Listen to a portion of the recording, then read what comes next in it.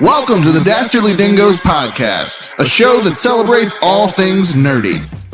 You'll get an insider's look into the world of comic books, graphic novels, TV and film, gaming and pop culture, as well as the technologies that drive all of it. Now, are you ready to get nerdy? Welcome to the Dastardly Dingoes podcast, the show about all things nerdy and holidays. I'm Brian. I'm Chad. I'm Damien. Hey, word, and break yourself close. We're about holiday, New Year's nerdy. All right. Hey, Brian. Yeah. Your Yes. microphone is kind of sucking right now. We can barely hear you, and you cut in and out a little bit. Maybe it's just me. Talk. No, it was Brian. Yeah. Say something. Can you hear me now? Yeah, you're a bit distant, but yes. What? Yep. That's so strange. Eat your microphone. Is my mic broken? There How you about now? Ooh. There Yes. we go. Yeah. There it Fantastic. is. All right. Well, thank you for this moment. You're this welcome. Moment has been brought to you by the Rising Tide Broadcast Network. We have shows every day of the week, and we are proud to be a part of the Rising Tide Network. It's a great network to be a part of. Great group of people to call friends and family.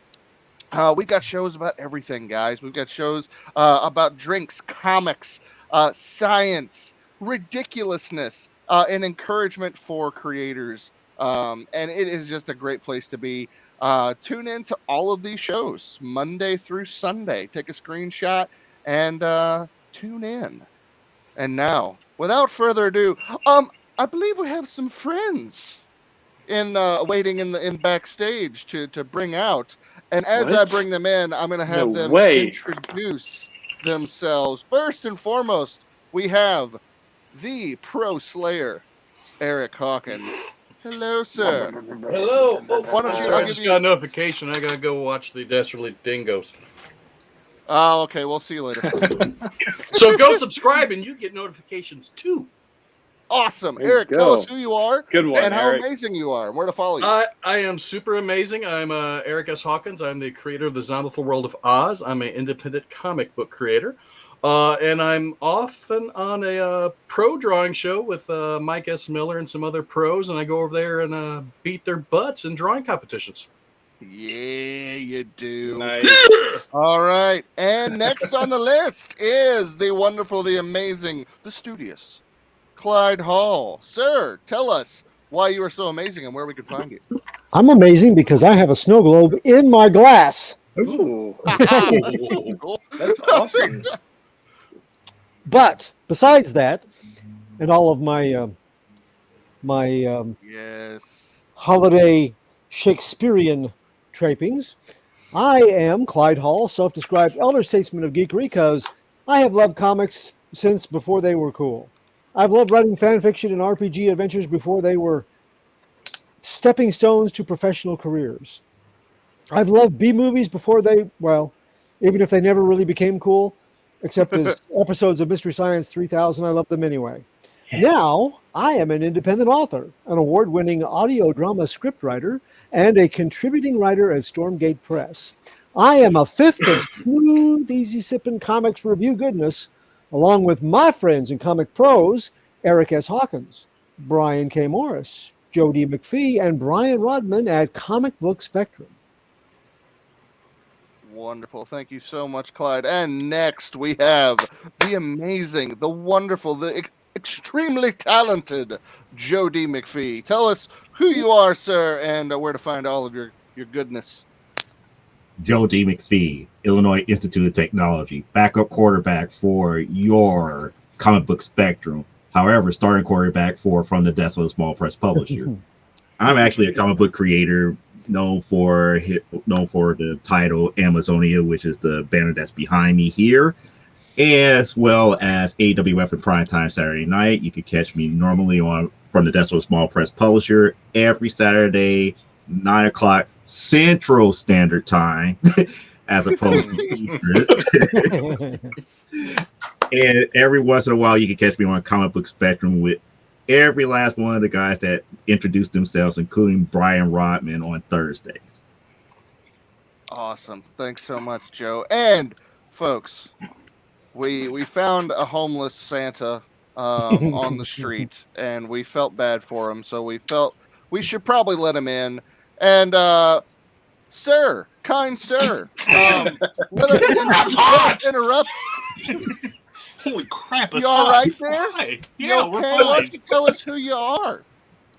I am Brian K. Morris. I am an independent publisher, freelance editor, and writer, award-winning playwright, Facebook famous YouTuber, former mortician's assistant, and the co-host of Comic Book Spectrum, host of Nevermind the Furthermore, and I invade other shows that are fun and exciting and will change your life, not unlike this own.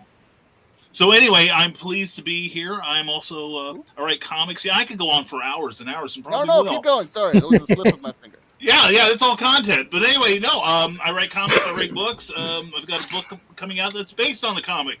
And all kinds of things coming out. So please follow me at risingtide.pub. And you asked why I'm so cool, or you asked them why they're so cool, and I don't think I got that question. I'm not cool. Anyways, take it away, Brian. But you're the reason why they came up with the movie Bad Santa. Yeah, exactly. Yeah, I am. I really am. We've got more coal than any Illinois mine. And by the way, it is Eastern time zone, guys. I escaped. I used to be Central, but now I see the truth. My eyes have been opened. You have come to our realm. It's the wonderful. cult of the Eastern Bloc here. I thought that was in This is how Europe. we It do shows what things. I know. Well, hey, thanks for being on the show, guys. This is our second collaboration crossover episode, and it is the first of our holiday specials with all of us on the same show. So, how did everybody's holiday season treat them? We'll go around the room. Chad, you look very educational here. Yes, thank you. So, should For we the record, call you? That's Professor Chad? Nuss for you. Yeah, Right, Professor doctor. Nuss. Ooh, can Call we? me doctor. It is Professor Dr. Chadwick Nuss. Yes. Would you Vondernuss. kindly tell us how your Christmas went?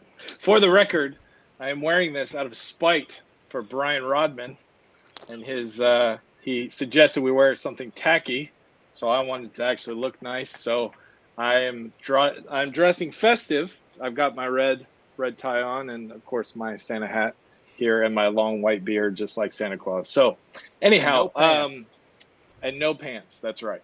Yeah. My Christmas actually was really good.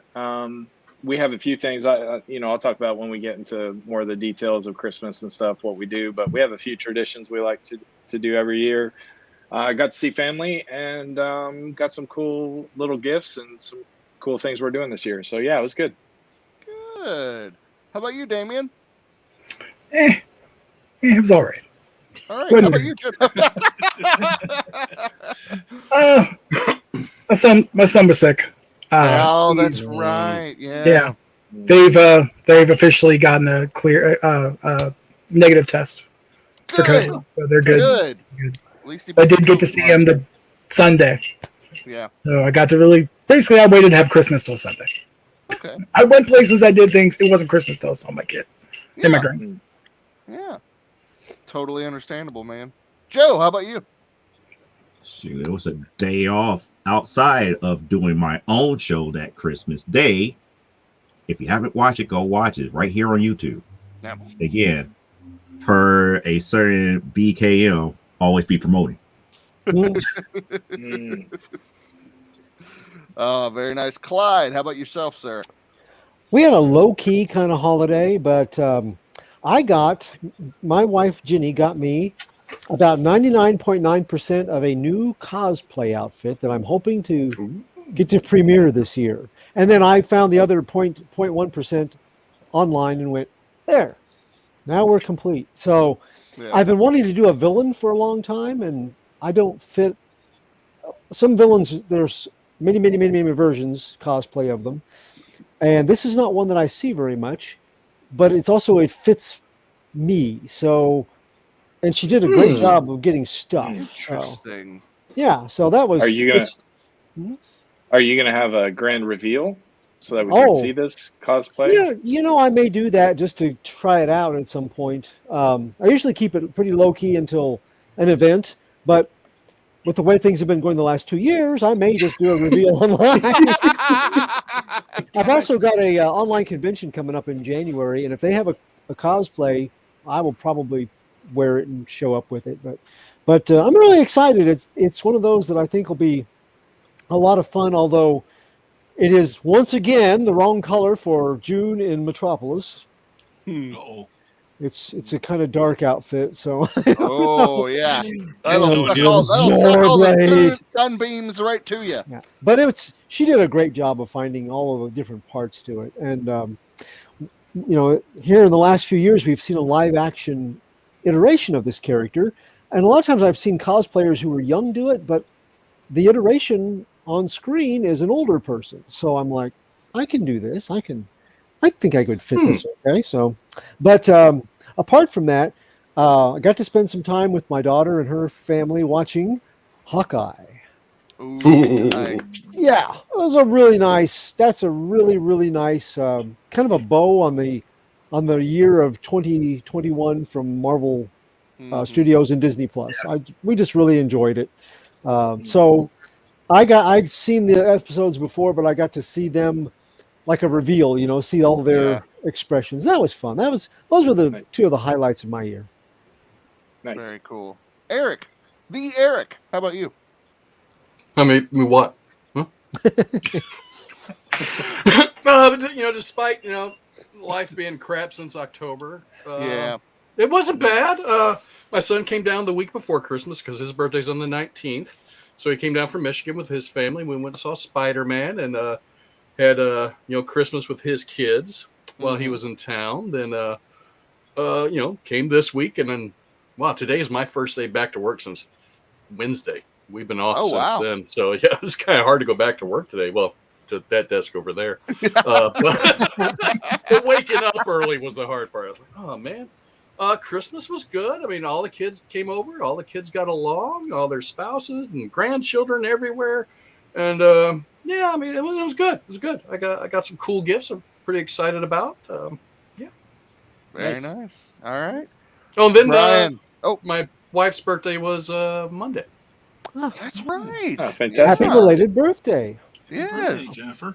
And she's she's at a movie with two of the grandkids, and I couldn't go because of this show, but I didn't want to go see the movie anyway. You're welcome. It was Harry Potter. It's Harry Potter, though. It's the first Harry Potter movie at this small little theater in Edwardsville. I love the first Harry Potter movie. To me, it's just, I don't know, there's something magical about that first one. I enjoy it. The kids love it, so I mean, they get to see it in the theater for once, so it'd be cool. Yeah, very cool. Nice. All right, BKM, how was your Christmas, sir? My Christmas was exceptional. Christmas is a time for, like all of you, family getting together, friends getting together. So knowing how Cookie and I are, we took the batteries out of our phones and put a chair under each and every door leading to the outer world and kept all the lights out and just said to the blazes with everyone. But no, seriously, we the true Christmas spirit. Do they still make phones that the batteries come out of? Well, you have to hit real hard with a hammer, but they will come out, Eric. Now, putting them back together, that may be another issue.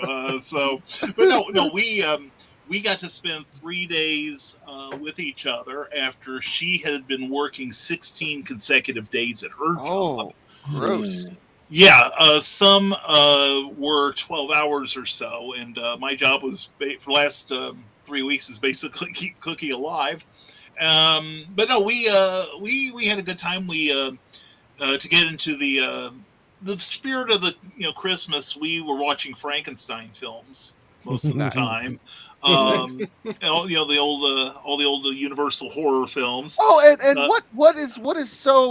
what's so interesting about Frankenstein at Christmas, Brian? Well, it's a good thing you ask, and Dang it, I put the book in the other room. Anyway, no, I didn't. Hold on a second. Is that an angel up there? Is that an angel? Why, look. Santa's sign. It's not just for holidays. It's got all the 6 H's in it. Humor, horror, holidays, and ho, ho, ho. Most books only have 4. We have 6. Anyway, this is sold all around the world. And if you want a copy, go to Amazon.com, look for my name or Santa's sign.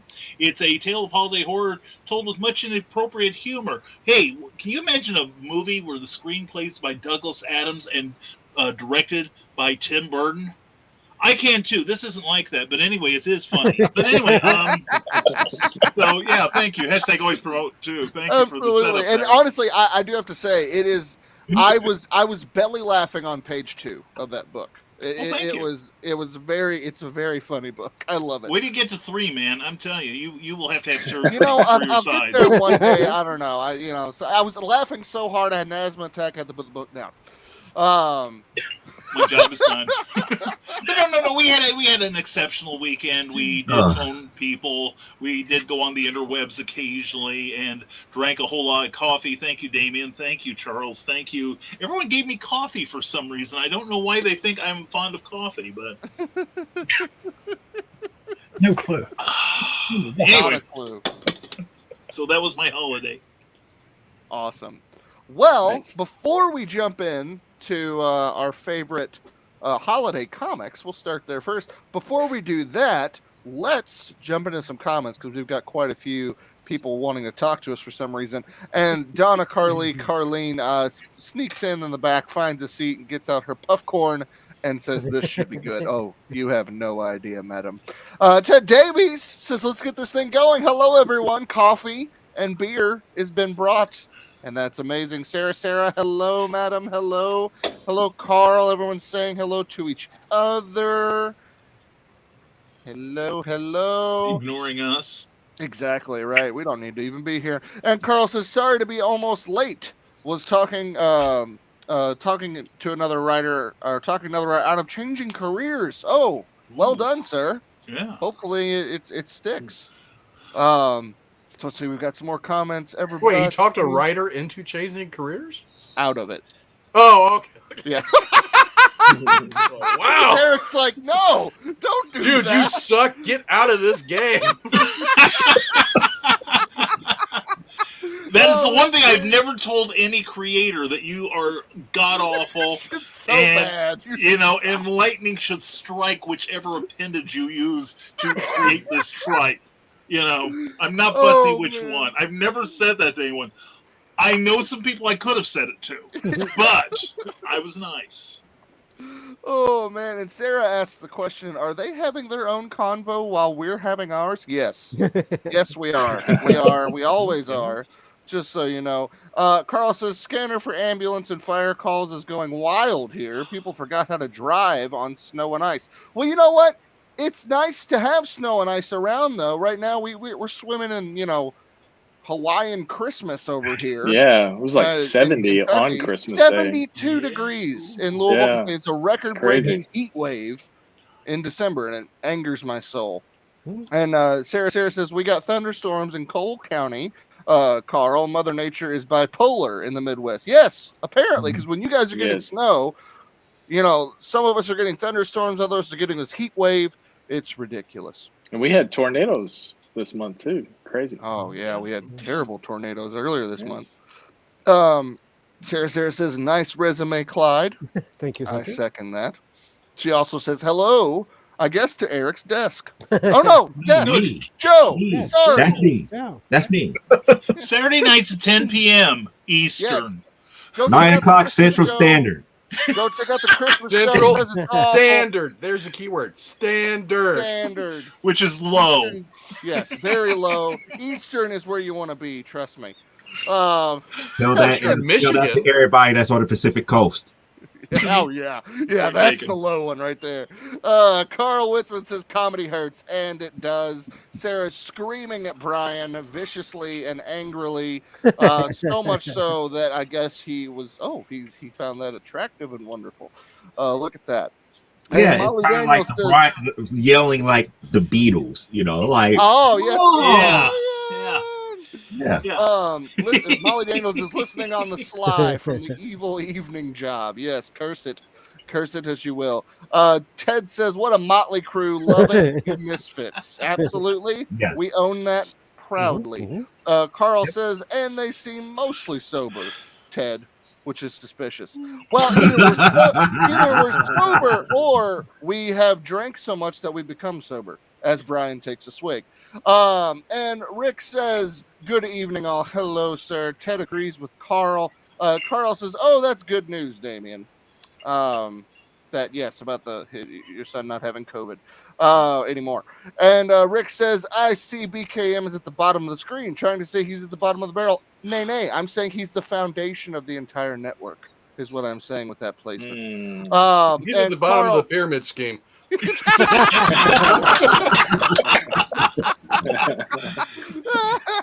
He's on to me. Yes, I didn't mean scheme. I just meant pyramid. Oh, yeah. Oh, and Sarah says, "Happy expulsion from the womb day," which is always a grand memorial occasion. And Rick Bradley says, "That's a small pot of coffee by Brian K. Morris standards. Taking it easy tonight, sir?" Yeah, just a little, because I recognize I must be a leader for the youth of America, and I don't want you guys drinking too much coffee because I want the rest anyway. Very nice. Sarah says, well, BKM, everyone got her a BKM got her small skull ice cube trays. That's pretty cool, man. Very cool. And she says it's obvious that she loves skulls. Yes, I love skulls too. Absolutely. Molly Daniels says, "Thankfully, we only had rain today. You keep that white stuff up there, BKM." Is it snowing where you are, Brian? We've had mostly torrential rainstorms. Gross. Torrential, Joe. Torrential. We're right next to the Wabash River. And for about 20 minutes, we did get snow. My friends over on the other side of the international date line that runs between Indiana and Illinois were telling me, "Oh, you're getting snow, and I'm like, "I'll get even with you people if it's the last thing I do." I am not a fan of snow because to me, snow is He's another saying the S word again. Yeah, S word, it, man. Like, you know what I'm saying? I'm putting up with that. The only story we talk about is the book dealing with snow. Indeed. Snow. There we go. Yes, No Ambition, available from Ben Books right now. Be sure to get it in ebook. Also, Volume 2 of the Snow Shorts collection. # always promote your friends, especially when you have a story in those books. Yeah, it's a Merry Christmas to Bobby Nash. Donna Carlene is standing up for Brian, saying, Brian is the low man on the totem pole, which is actually an important spot. Yeah. So it actually is. And Ted Davies said BKM is a leader of coffee. Periodically. Sometimes I'm too leader of coffee because he always needs needs a gallon. Yeah. I've got the pod catheter, so for Rising Tide Industries. We're covered. Sarah says 100% Donna. The bottom of the totem pole is actually the head of the tribe, which you are. Very much so, sir. And Carl Witzman says there are so many adverts in this comic. Aren't there, though? This must be by DC. So 80% no. It's Marvel because it's sponsored. It's more than just Dastardly Dingo's advertisement. I wish we could get some of that Marvel money. That'd be great. I look, we can be bought, Disney, Marvel. If you're watching, yes, you know we'll strike a deal. I'll pass it along. Yeah. Oh, thank you. Well, there you go. That's Yeah, because right. Eric that's so sweet. he has sold his soul to Disney. So. He has. He bows to the mouse throne. All right. Well, let's go ahead and talk our favorite holiday comics. And I think, Brian, would you like to start us off, sir? I would be proud and privileged to. Yeah, tell us what you got and why. Well, actually, I was looking for something. We have lived in this house for 5 years, and I still can't find a thing. So anyway, I was going to get. I had some of the Treasury editions, which are like the oversized ones that are about the size of a USA Today, which shows more how the newspaper has shrunk more than the magazines. And DC in the 50s and 60s used to put out a series of Rudolph the Red-Nosed Reindeer comics every Christmas. And they reprinted a number of them in these Treasury editions. One year they decided to start doing new material written by Sheldon Mayer, who's written one of my favorite comics things ever, Sugar and Spike, and of course, Scribbly. Created the original Red Tornado, was the first editor at All American Comics, etc., etc. But I couldn't find them. But I did find some other cool things. I'm a huge fan of Paul Deeney. And for those of you who may not know who that is, he was the chief writer on the Batman the Animated Series from the 90s. He's currently co-writing a comic book based on that. And in the late 90s, he came up with his own festive character. Now, this is going to come out weird. Jingle Bell. There we go. Jingle Bell is the daughter of Santa Claus. And, of course, she's rebellious. She's overdramatic. She's a teenage girl. But these are really, really fun stories. But what really gets me going about these are the number of other artists that have collaborated on these. For instance, this cover here is by Bill Morrison, who is famous for the comic book versions of The Simpsons, as well as the former editor of Mad Magazine. And so that's that. And in this one, the art is by Stephen Stefano, who is probably most famous for a comic book called Amazing Man from back in the 80s. And it's actually one of my favorite comics ever. He's also the chief artist. He's actually the chief licensing artist on Popeye for King Features. Huh. And a really good guy. Plus, he's an animator. I think the DC's released like a minute and a quarter cartoons of several of their characters, like Plastic Man, the Teen Titans, etc.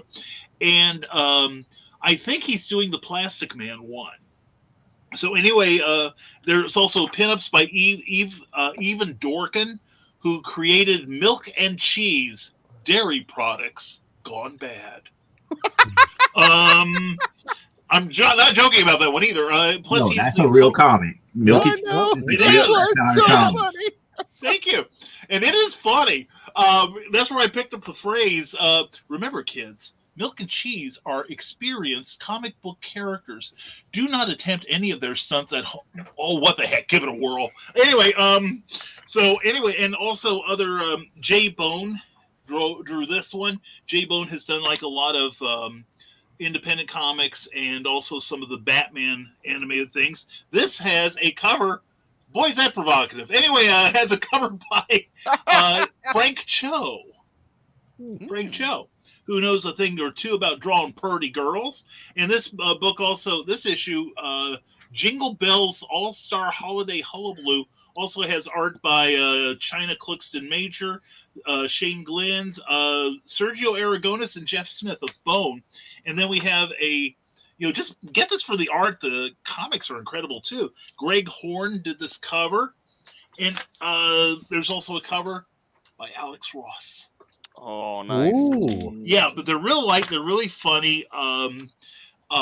They're from Oni Press. Oni has put together a couple of compilations. Highly recommend it for laughs no matter what time of year. But the one I really want to cover, now, God knows how this is going to come out on the green screen here.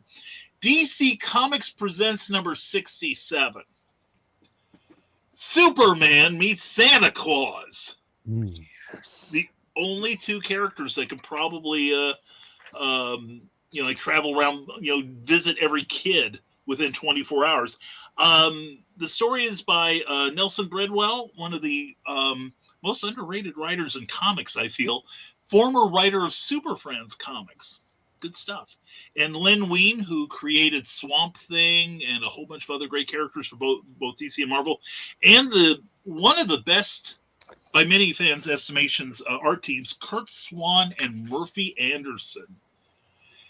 And it starts out with, of course, Superman finds a street corner Santa, which of course leads to hijinks, and he's got to finish Christmas, and then it involves the Toy Man, of course, who has to get in there. And Superman wakes up, and look, there's these little tiny guys. Don't they look like elves? Why, who could that mean? Well, of course, he said, reading the full-page splash, it's old Kris Kringle himself. Ho, ho, ho. And anyway, Superman's not feeling well. Now, they obviously don't have the license to Rudolph at this point again, because there's only 8 tiny reindeer. But anyway, Superman and his friend Santa intercept the Toy Man, and of course, in the usual beautiful, beautiful Swanderson artwork. Look at that. Look at those fight scenes, people. That's awesome. Yeah. Kurt Swan is considered by many people to be the Superman artist, and that's not an accident. But anyway, and I'm unlike usual, I'm not going to send you out to your comic shop to buy it, although I think you should. It's reasonably priced, though. Anyway, Superman wakes up. Was it all a dream? Well, golly, no, it wasn't. And he got a toy that he wanted on Krypton, although a toy his father designed for him, the one he thought destroyed. But anyway, it's a cute little story here. And a lot of these, there's a lot of good stories in this DC Comics Presents series. That's where Mongol first appeared. Okay? And they've had people like Roy Thomas, Alan Moore, Jose Garcia Lopez, Paul Kupperberg, David Michelini, a whole bunch of really, really great writers and artists doing some really cool stuff with Superman and a different team up every month. And this was from March of 1984, which is a very good year. So anyway, this is a fun book, and it would surprise me if somebody has not reprinted that in a volume yet. And also, I could look that up during the break when somebody else is talking. But yeah, and of course, they've got ads in here, Joe, but they're not Batman. Yes. But that's a Marvel book. Yeah. No, it's a DC book. This is a DC book. Wait, so they had Spider-Man with Santa Claus? No, Superman was with Santa Claus. No, but Spider-Man's in an ad. Right, but Santa Claus is in the background with the hat on. Yeah, because he's he can be in a dozen different places at once. He's like a Time Lord. Spider-Man's pimping a fishing rod there, it looks like. Yeah, it's Garcia. And ask Dad to help you choose the Garcia spinning or Spincast model that's just right for you. It's a good way for families to bond. And there's War Room for the Probe 2000 game system. Ow. Wow. We're not here to kink shame people. And here's something else that dates us: classified ads. I do have to break the rules here and just show you this. Okay.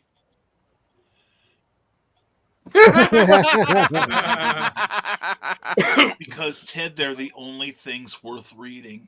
Oh, okay. Have Christine read one to you sometime. Anyway, but Brian also mistakenly thinks Superman's faster than the Flash when he said there's only 2 people who could deliver toys around the world. Well, it was established in World's Finest Comics that well, no, Flash won that race too. Never mind. Moving on. Flash just recently said in the past couple of years, I've been taking it easy on you. That's true. Exactly. Again, what did Wally West do that Superman has not been able to do? Because Superman's got more sense and he's more marketable than allow himself to get killed off. So there. And monogrammed toy cars. Yeah, but still. And Wally West saved a whole nation in under point so many other seconds from a nuclear bomb, hand carrying each and every person. Superman would have been like, okay, everybody stand back. I'm just going to shield everybody. Oh, excuse me. No, Superman saved all of the multiverse in Infinite Crisis by singing. There you go. Let's see Spider-Man do karaoke and save the multiverse. So there.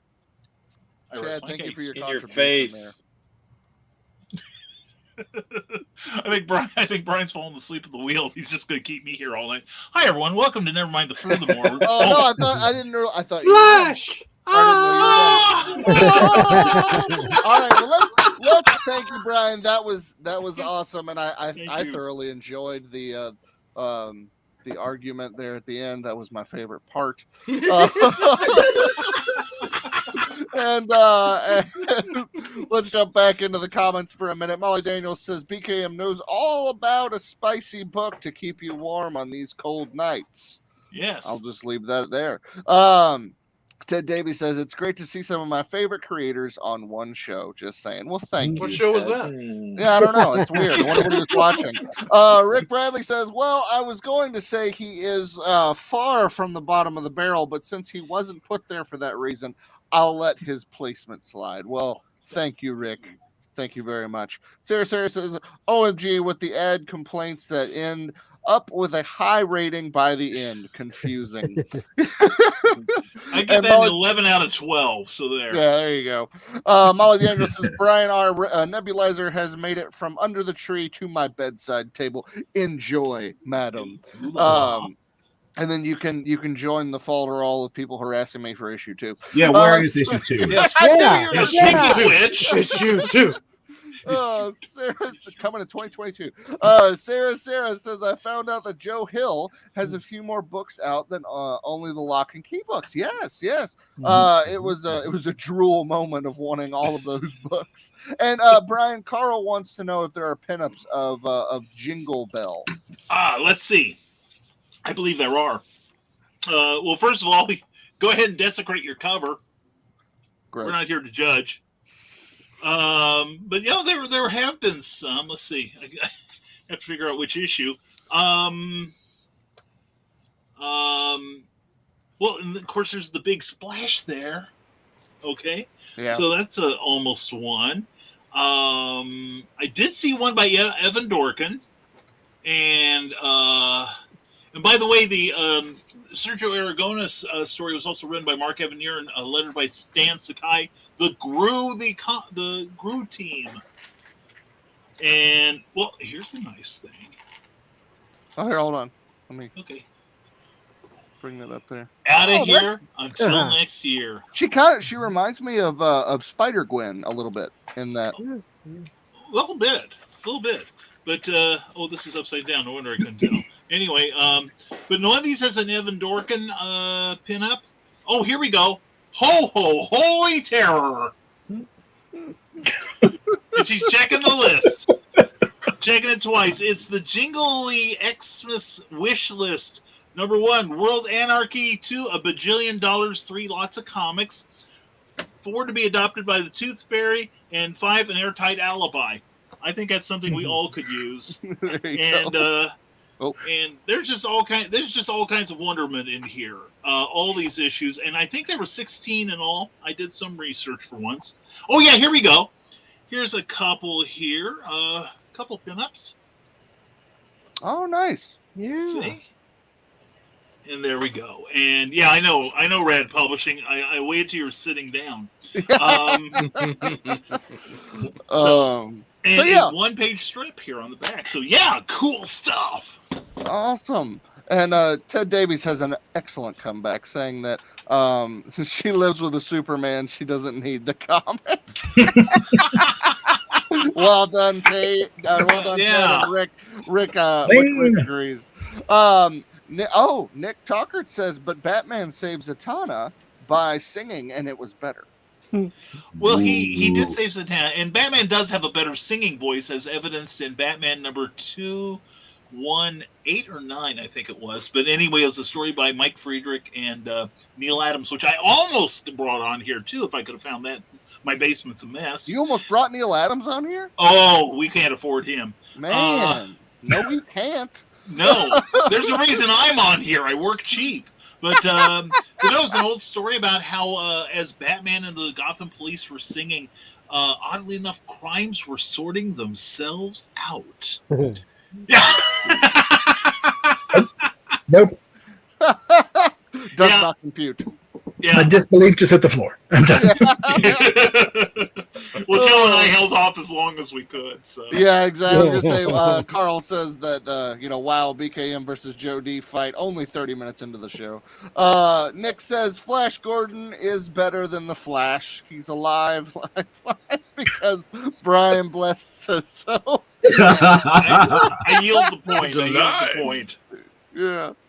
Oh man, and Rick Bradley says, "Well, that was creepy. My 3-year-old daughter just crawled in her with her hair In all here. in her. Oh, in here. There we go. Thank you. With her hair all in her face, looking like she just stepped out of the ring. Yep, well done. Ooh. That is Good great. parenting. Oh I was man. gonna say, All right. good. Well, let's jump back to the dingoes. Damien, why don't you tell us, show us your favorite holiday comic? Well, I didn't have one for a while because comics are year round. Why pitch and hold them into a holiday? But at the last minute, I was able to think of something, and it is Santa the Barbarian. Yeah. It's the let's see. Give me 1 second. If I can share something, if that's okay. Yes. If I can find it. There we go. Anyway, it's some of the artwork. Artwork's by Dan Fraga and Popman. Not sure the actual release date. All I know is I've literally seen this 1,000 times in, and I hate to say this, the dollar bin. In almost every shop I've ever gone to. But it's a really fun book. It's silly and it's kind of dumb, but the artwork looks good. I just think it's fun. Just all around kind of a fun thing. It's something that if you have an extra $1 in your pocket, it's worth checking out. There's Santa with his big double-bladed axe and sword on his back. Have some of the Dan Fraga art there. And then Popman. I'm probably saying his name wrong. I like that page quite a the other section's written better. It's Extreme Studios. What do you want? It's hit or miss. I'm no disparaging anyone. I'm just saying sometimes it's hit or miss. And especially during that late 90s period. So that's like around the time this came out. The second half, the second story by Popman, I'm gonna say Mon, Popman. The artwork looks better, but the story's a little weak. And the first half, the artwork is good, but the story's stronger, and it's more. The gist is Santa's sick of people getting on the naughty list, and he's going to clean house. And in some cases, it means literally slaying people, pun intended. But that is actually, and it was brought to because I was talking to my wife about it. This is what I usually read every Christmas. The Contract with God trilogy. Oh, So I thought I'd go from Rob Liefeld to Will Eisner. I think that's a wide swing, spectrum-wise. Anyway, I read Dropsy Avenue every year. Like every year. Randomly, somewhere in the middle of the year, I'll just pick it up. And I'll read it cover to cover. Because it is, and especially around Christmas time, because it's so generational in its scope.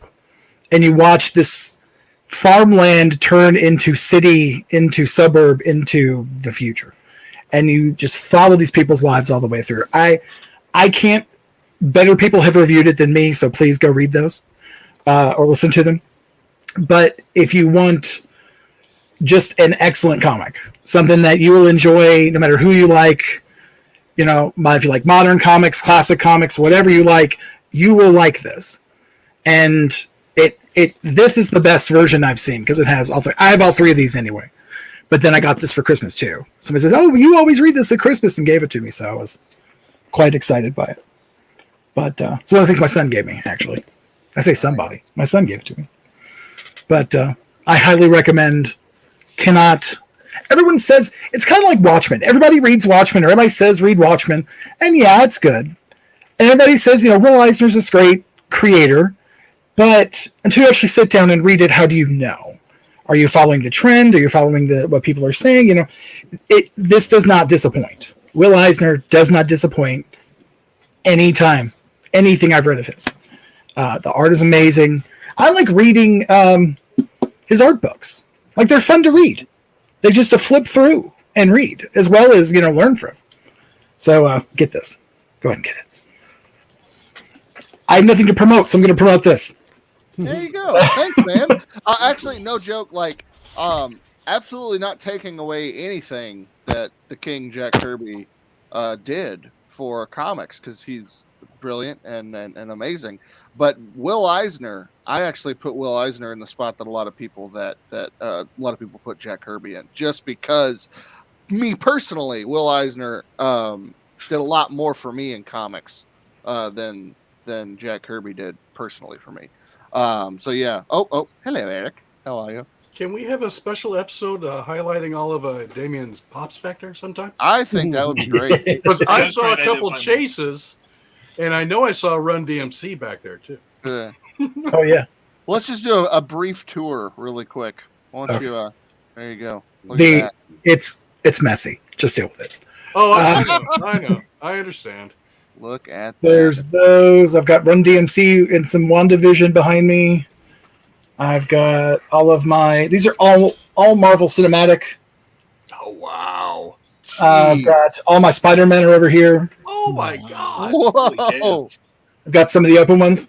Where'd he go? Oh, there he is. A couple of custom ones. This guy might look familiar to some of you. Hey, there he is. And then I've got, not to make anybody dizzy, these over here. This is sort of my overflow section of things that I like, but I don't really see very much. I don't want to don't have to look at it every day to enjoy it. Galactus is there because he's huge.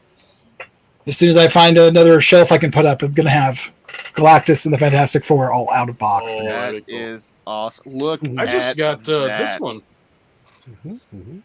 Oh, that's awesome. Everyone, you can buy that. That is $30 plus shipping right now. Ooh. There you go. I do have something to promote. Wait a minute. Oh, I saw that, Eric. I saw that earlier. Yeah, I saw that too. Those look great. I have upstairs. I got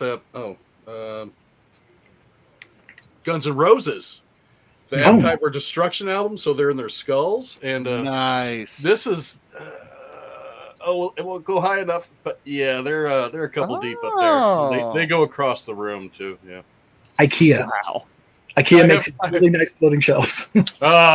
Yeah. Well, I'm in transition of switching offices, so I've run out of room in this one. I have no more wall space. I'm gonna have to build on the door. You have an overflow section in your office. That's what's out. I have a thing of pops that I've been trying to sell. I like to sell my pops to people that want them. People that are looking for them. I don't want to just sell them for money. I would like to give them a good home. They're like my pets, so I give them. Absolutely. Jumping back into the comments really quick. Ted Davies says, "Please like this show. Like it if you're watching it. Like it. Go do it, or perish." Willow Schuyler. Hello, madam. How are you? Thank you for blessing us with your presence. Sarah says, "I found the Norman Reedus hardbound Rockwell. I want the Norman Reedus hardbound Christmas book for $4 at Midgard Comic Shop. Freaking nabbed it and gave it to my sister, who is into Christmas as I am with Halloween. Ooh, I bet she loved that, man. My jaw dropped when I saw it. Absolutely. And Ted is in awe of Damien's studio. Heck yeah, man. It is rad. Sarah says, saw how cheap it was, and not his studio. Although that is from here down, it looks pretty cheap. I got to clean. And Carl is saying hello to Willow. Donna says, Carl, you may never speak of how much room my collections take up now, ever. Sarah says, there's no such thing as free wall space downstairs because of the clocks. Brian, go ahead. It's true. It's true. I have visited Sarah in her home, and she has clocks. It looks like the Clock King's record.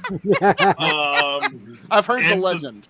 Yeah, and it takes about 12 to 15 minutes for all of them to finish ringing the top of the hour. The government is using it as a torture chamber for terrorists. It's amazing. It is real. It is so Sarah. Torture. And Rick Bradley says that he's liked the show. Thank you, Rick. Also watching from both the TV and his phone, commenting on his phone and listening through the TV. Good grief, sir. Do you have a satellite circling the show as well? Nick Tucker says, how anyone on this show could have nothing to promote blows my mind. I was wrong. I'm sorry. Indeed, yeah. Not till March 10th. Right. And then it will be amazing. Carl says, don't worry, Donna. At least we aren't Pop's friends. Pop's fiends. Sorry. Wow. That's kind of cool. The bus. Pops is in here. Mr. Van Zandt will never appear on this show now. Yeah, really? Nick Dawkins says, I think I have like 6 or 7 Pops total. I only have I think I have like 15, and that's about it. Cookie has one. One Funko Pop. It's Cookie Monster. And I blame her for my current addiction. I have the minimum I have the maximum you are allowed to have before you're labeled a freak.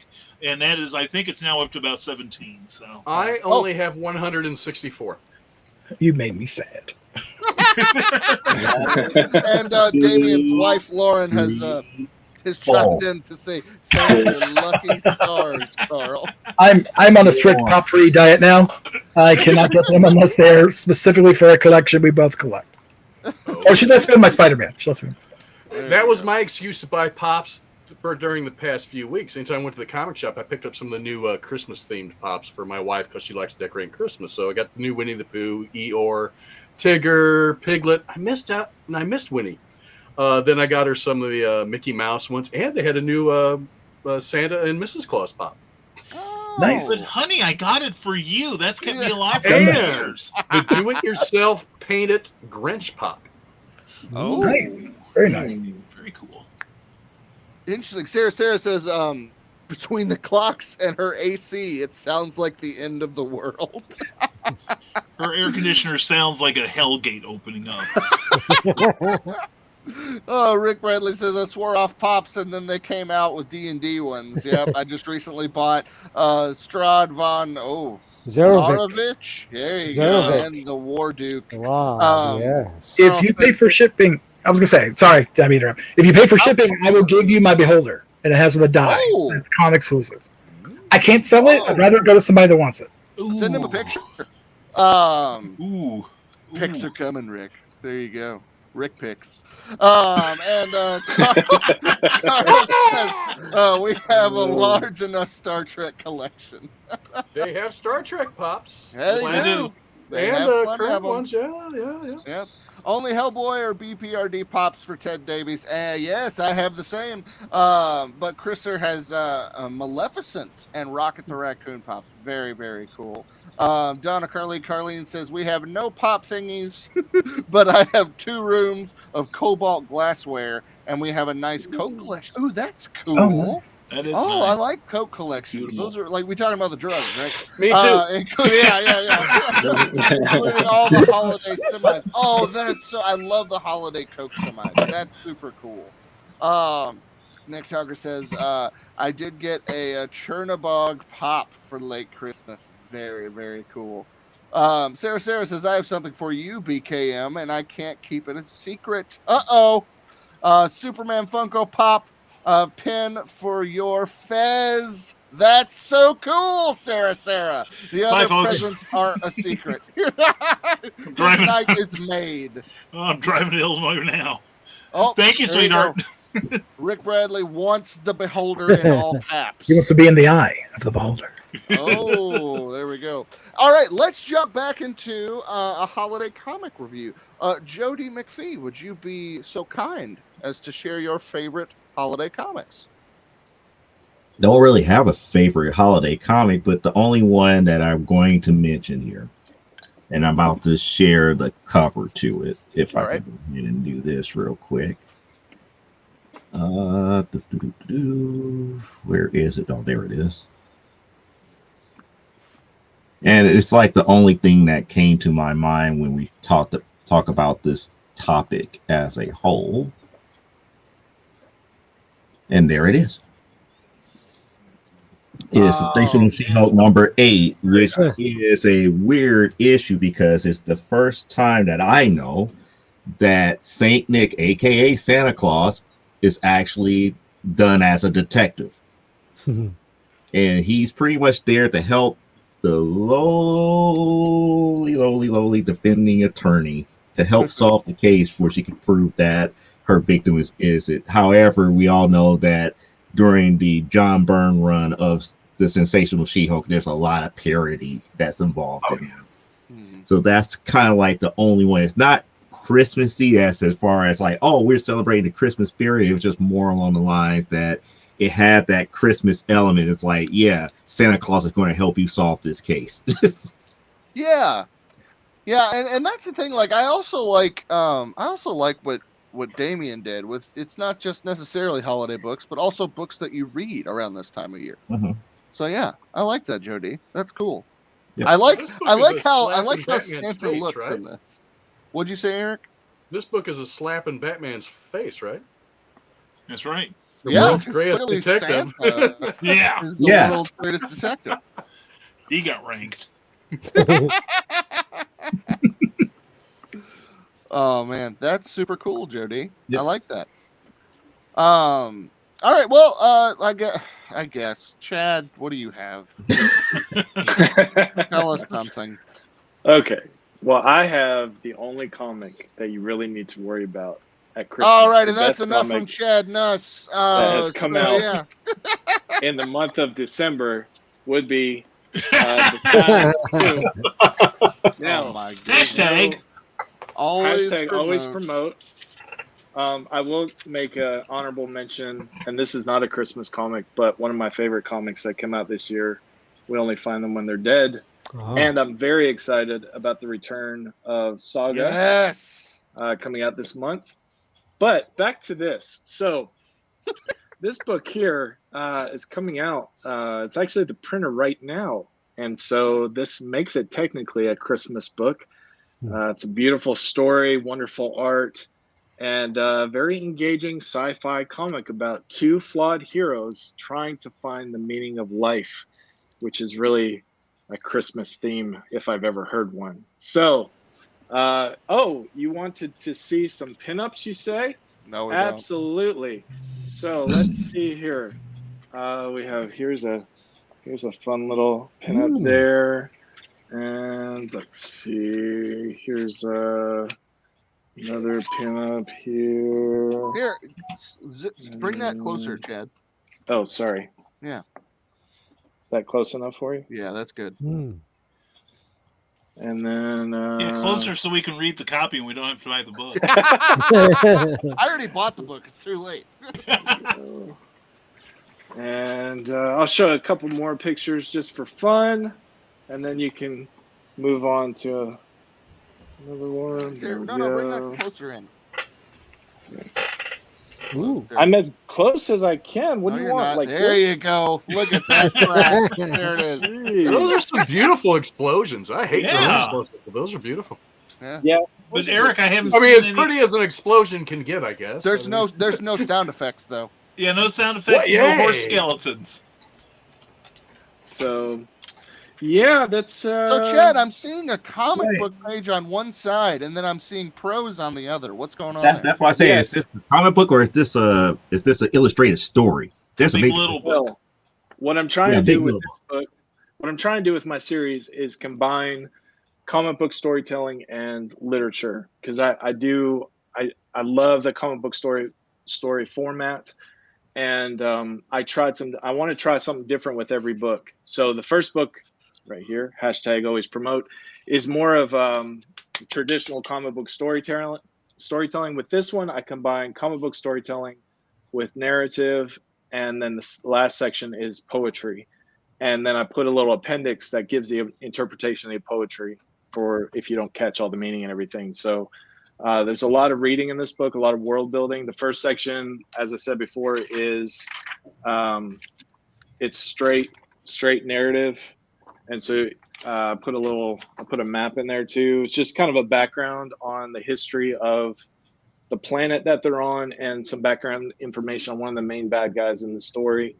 So that's what I'm trying to do. Just combine popular culture, comic book storytelling with more kind of fine literature and trying to mold those together. So there you go. Merry Christmas.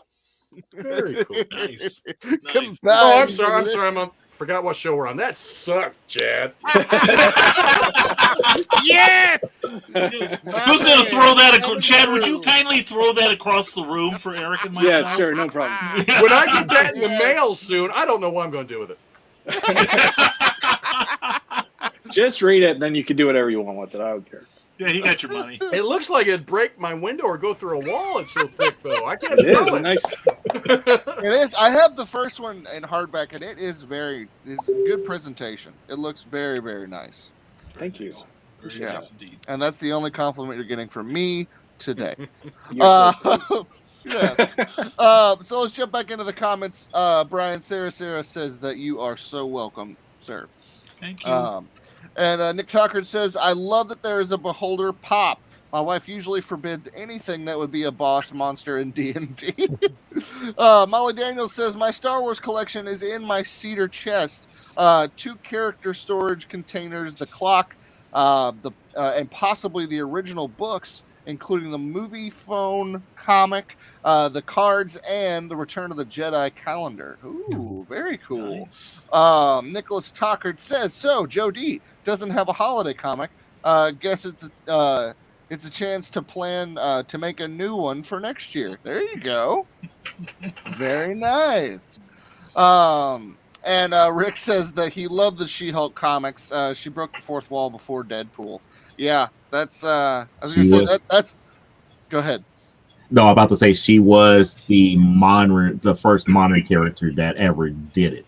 She's not the very first one, but she's the first modern character that did it. Mm-hmm. Yeah, for sure. Rick Bradley says, is Silence the diehard of Christmas comics? Sure. Hey, Why not? Yeah, absolutely. If you'll buy a copy, he'll tell you it's also a floor wax and a dessert topping. So. Yeah, it is, Rick. It's whatever you want it to be in your heart. Right. Nick Tucker says, Chad, I don't know you well, but I applaud your ruthless promotion skills. I do not. Rick Bradley says, it's like I'm in the book because it's so close. It's like 3D. Nick says, seriously, Chad, your artwork is like, oh, good grief. Stop. Thank you. Sarah says, lick the inner spine. Do it now. Do Do it. it. That's the outer spine, you weirdo. Pay attention. Whatever. Sarah just grows herself out. That's some tap. That's excellent. Nick Tucker says, oh my, Sarah, that is next level. And she agrees. And then there's more praising Chad's book, which we don't care about. All right. So let us jump back into the comic book spectrum group. The Pro Slayer Porn Sack, Eric Hawkins. What do you have for us for holiday comics, sir? Well, 3 books came to mind. Two I still have. I just couldn't find the one, and it aggravated me. One I did have, but I know I've gotten rid of it. So I'm going to share my screen, just show those real quick here. Share, that one. Dude, go. La, la, la, la. Here we go. The Incredible Hulk 378, where he fights the Rhino in a Santa outfit. Then they end up having to give out gifts to the kids later on. Which, it was during the Dale Keown era, but he did not do the art on that one. And then this next one, I know I had it because I showed it on Comic Book Spectrum just to show it to Rodman one week. Yeah. The Michelangelo Christmas special. I don't know where I put it. Probably in my basement. I just don't know. But hey, that was cool. I don't even remember what happened in the store. I just remember getting it when I was in my 20s, I think. And oh wait, that's a page from my book. Hold on. That's an upcoming page. Oh, look. Oh, You're in Chad. It's in progress here. Good job. I will stop sharing that. But what I have here. He's oversharing. And of course, I've got to go through one of my favorite books of all time. Born Again. Daredevil. There you go. Because there is Christmas scenes in it. You have Matt Murdock being threatened by a Santa on one of the covers.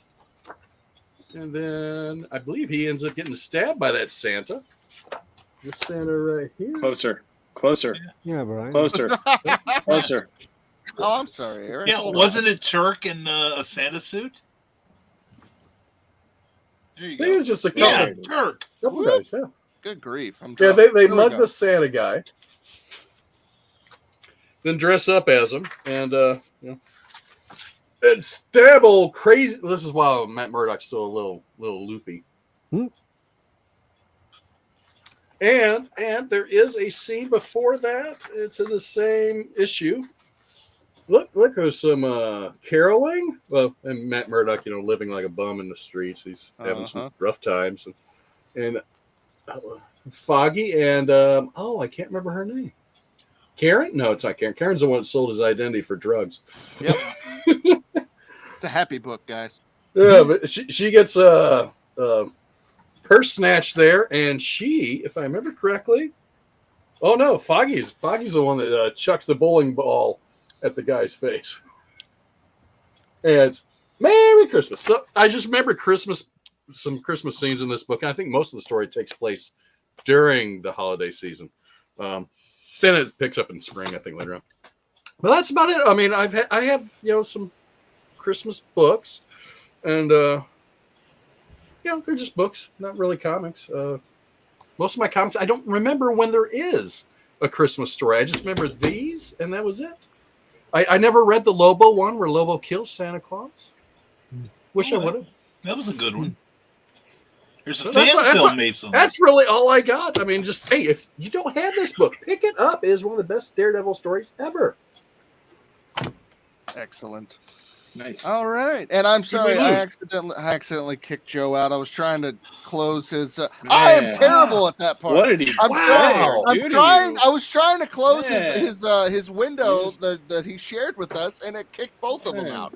We just look at you the wrong way, and you kick us out. Man. You be careful. I'll kick you out on purpose. I'll tell you what. I'm going to excuse myself for a brief minute. I have to go take an Amy Hale. Oh, look at this.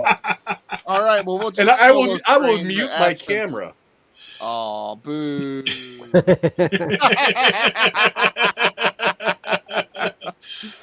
Oh, well, Joe, if you're watching, please come back. I'm sorry. And let's jump back into some comments here. And Carl says, serves you right, Sarah. Sarah laughs at Carl. Rick wants to know, was that the Wonder Twins? Eric is not here to answer that question. And Carl, yeah, sure. Carl says, nothing like a Christmas bowling ball to the face to bring the holiday cheer to you. Nick Tucker says, booted Joe, but porn sack remains. Well, clearly not. He left on his own volition. So anyway, here we are. I was, why don't I go ahead and go? I'll go ahead and do this. Do it. And why not? I think we lost Chad. Good. All right. So I actually have two that I revisit every single year. And I'm going to read one of them actually this evening after the show. And let me get Joe's this. backstage, by the way. Great. Bring Joe back in. Hello, Joe's chair. My first one is Batman Noel. I absolutely love this book. It's gorgeous, and it's by Lee Bermejo, and I think it's probably my favorite Batman costume in the comics. See if I can try and find a good representation of the costume here. It takes my favorite Christmas story, actually one of my favorite novels of all time, which is A Christmas Carol, and it puts a Batman spin on it, which is a really cool and interesting thing that they do. Check that out if you can see it. That's awesome. Yeah. Lee Bermejo is an amazingly talented artist. And the story introduces, Batman essentially in the Ebenezer Scrooge role, which is not hard to believe, and he's essentially getting a mugger or a thief, who really doesn't. He's had some hard times, and Batman's about to kind of slam some hard justice on somebody who doesn't really deserve it on Christmas Eve. So he's visited by three primary characters that fill in the roles of the three spirits in the book, and they are it's a really interesting read. If you I don't want to give away who it is that fills those roles, but it is a brilliant book. It's very well written, and as you can see, the artwork is just fantastic. So that's kind of my I would say that's my just nod. But the one that I read every year that I love so much is Hellboy Krampusnacht. I was about to say, if you didn't talk about this one, I was going to call Mignola myself. No, this is my all-time favorite holiday comic. I absolutely love it. The story is great. It's really simple. Hellboy. I mean, first of all, look at that artwork. It's not like Mignola, but it is probably my second favorite, second only to Mike Mignola himself. My second favorite artist of the Hellboy series, and I mean, good grief! Like, just look at that. He's walking in the woods and he sees a ghost. That points him to this abandoned cabin where this old man lives. And the old man welcomes him in to the house for supper, and they get to talking, and Hellboy realizes there's something that's not right about this situation and this old man. And he realizes that the reason that he's been called to the town could very well be what this man has been doing to the town. And they go back and forth and discuss what the old man is actually doing and who the old man actually is. And it is revealed to be none other than Krampus himself. And this is probably one of the most gnarly depictions of Krampus I have ever seen. I've seen you post that before. Yes. I That's mean, a look gorgeous at this. book. That is one of the most horrifying images of Krampus that I have honestly ever come across. And how he is just so despicable in this book. And you just get a good close-up of him. And then he and Hellboy just start going at it. And it's no holds barred. This book is very violent, not for kids. Not that Hellboy really is for kids anyway. But I mean, look at that. Like, Nice. And it's revealed, as you can see in this panel, that Krampus actually wants Hellboy to kill him. And you'll have to read the book to find out why. But those two are my go-tos every single year. And Hellboy Krampus, now I revisit that more than once a year. That is just one of my favorite Hellboy stories of all time. And yeah, I absolutely love it. I read it every year. And if you haven't read the Hellboy one specifically, my goodness, treat yourself. It is such a good story. Check it out. Check it out on Comixology. If you can't find it in your comic book store. But yeah, I love it. So There is.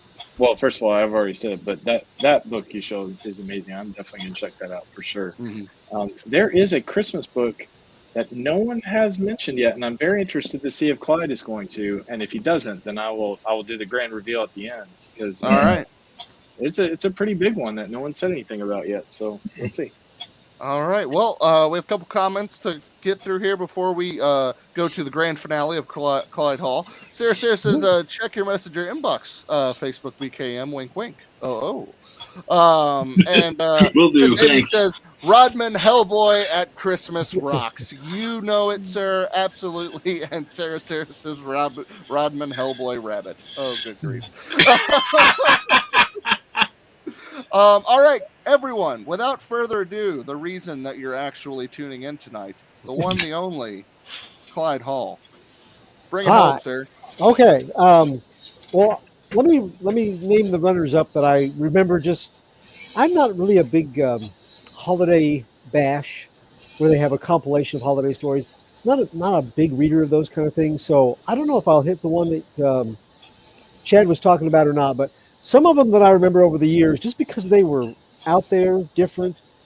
Sometimes the Christmas element is just secondary to the story, but the Sandman, done by Kirby, it was supposed to be for the Sandman series he did for DC, and they canceled the book. So it never got printed until later on. And so it came out in 82, and the Best of DC number 22, 1982, is The Sealman's War on Santa Claus, featuring the Sandman. It is everything that you would expect from a Commandy-era Kirby story. It is so out there. But it's Kirby, so that's one. There was an issue of Luke Cage Hero for Hire in 1972, number 7, called Jingle Bombs. And it is a retelling of A Christmas Carol from a very weird angle for the time, and a possibility of a nuclear Armageddon, and an intervention by somebody who seemed to be Santa Claus. It's Sweet Christmas. Sweet Christmas. Exactly. But as a kid, I read that over and over. I thought that was just very clever, taking the traditional story and making it a modern day street level affair. Uncanny X-Men 143 has Demon, the story Demon, with John Byrne art, Kitty Pryde versus the Brood Queen on Christmas Eve. I remember reading that one quite a few times because of the art more than just the story, but still, Brood Queen versus a teenager that can phase, home alone at Christmas time. So those are runners up, but the one that I picked, Brian K. Morris will be happy, others will not be so happy, but it's picked because there are different levels of this story that appeal to me. I love to collect old toys, and I restore old toys. And one of my favorite old toys is a guy called Captain Action. Yay! Yes. Ideal Toys made this guy between 1966 and 1968. 3 years of production, and then he went by the wayside and became highly collectible and hard to get. He was on my Christmas list every year as a kid, but they didn't sell them in my area. So I had to wait until I was a teenager and could finally find some at yard sales. But the reason that he's so cool is because you could buy sets to turn him into other characters, like the Lone Ranger. Yeah. So he's a favorite toy and part of my Christmas childhood. And then, in the 90s, they came out with a reissued version by another company. And I started to network on this new thing called the internet with other collectors and people that were interested in that toy. And then I got the DCU Holiday Bash 3. Nice. Which, yeah, it has a collection of all sorts of stories. Some of them are good, some of them are not so great. But one of them caught my attention, and then somebody of my Captain Action fans also brought it to my attention later on. It's from 1999. It's a DC comic, $4.99, 56 pages, and the stories include Superman and Batman and Wonder Woman and the Joker and Impulse and Robin, who was Tim Drake then. It has a Shrapnel story, who was an inmate of the Slab at the time, and Batlash story. So that's kind of interesting. But the first one, the preeminent story in it, or the premier story in it, is World's Finest Christmas. And this book, it ranks just because of this Christmas story. It's written by Carl Kessel. Art is by Dave Taylor and Claus Janson. Colors by Jason Wright. Letters by Bill Oakley. And on the credit page, it dedicates this story to Michael Urie. That's part of what makes it special to me also, because some background, Michael Urie is a friend. I met him through some of those online toy collection sites and eBay because of... He also was a collector of 1966 Ideal Action figures like Captain Action. So we're fellow fans, and the figures only lasted for 3 years, but, you know, we loved this guy more than G.I. Joe or Mike Hazard or Major Matt Mason or Johnny West or Captain Laser. He looked super heroic. And then, you know, they made all of these sets, which included... because of Michael Urie and my interest in comic books, they had sets that included things like, well, first of all, they had some sets of accessories that made him very, very cool on his own without any kind of other sets. But, you know, you could make him Captain America, and you could make him into the Phantom. But you could also make him into Superman and Aquaman. So this was a merchandising bonanza, a licensing thing that will never happen again for the toys. So, you know, and I would see these ads when I was a kid. This is what got my interest up, because the comic books promoted this since they made a comic book about him. There were all kinds of... Before Batman was in every ad, there was the 9-in-1 superhero ads with Captain Action. So you saw him in comic books all the time, and little things too, like this 9-in-1 ad, the first one I ever remember seeing, has got Kurt Schaffenberger art. That's Kurt Schaffenberger drawing Captain America. As a little kid even, I'm like, that's Kurt Schaffenberger, and he doesn't draw those characters. You know, so several levels of interest about that character. Now, I say all this to tell you this. World's Finest Christmas is dedicated to Michael Urie. And it's an analog story dealing with a toy called Captain Adventure, a popular action figure when Clark Kent and Bruce Wayne were children, which in that continuity would have been in the 1960s.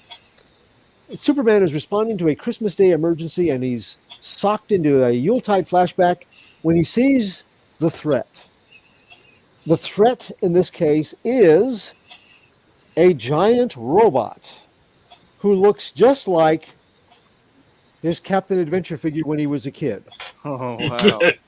Beautiful. And you see, it shows you, you know, Pa and Ma Kent there, and young Clark opening the package, and they're like, we didn't get you any of the Justice Society figures or sets that go with him. He didn't care. You know, Clark was just stoked to have this hot toy, this Captain Adventure toy. So here he's coming out of the clouds, and there's a giant Captain Adventure destroying somebody's house. Also, there's Batman in Metropolis in broad daylight. So the villain behind the besmirching of the Captain Adventure brand, of course, is the Toy Man, who is seeking vengeance against a former student of his in the toy design industry who left his employ and tried marketing his own designs and offering rival companies reimagined upgrades of several classic toys. So Toyman's Captain Adventure V-Weapon keeps Batman busy defending the targeted family, while Superman's assistance makes the battle a short one. And Toyman's capture is a foregone conclusion. In the aftermath, though, the object of Toyman's ire is Sam Latham, which is kind of a play on Mattel. It's a variation of the real life toy designer and developer Stan Weston, who worked first for G.I. Joe and then came over to Ideal to make Captain Action. It's going to be a blue Christmas for the homeless and jobless Lathams because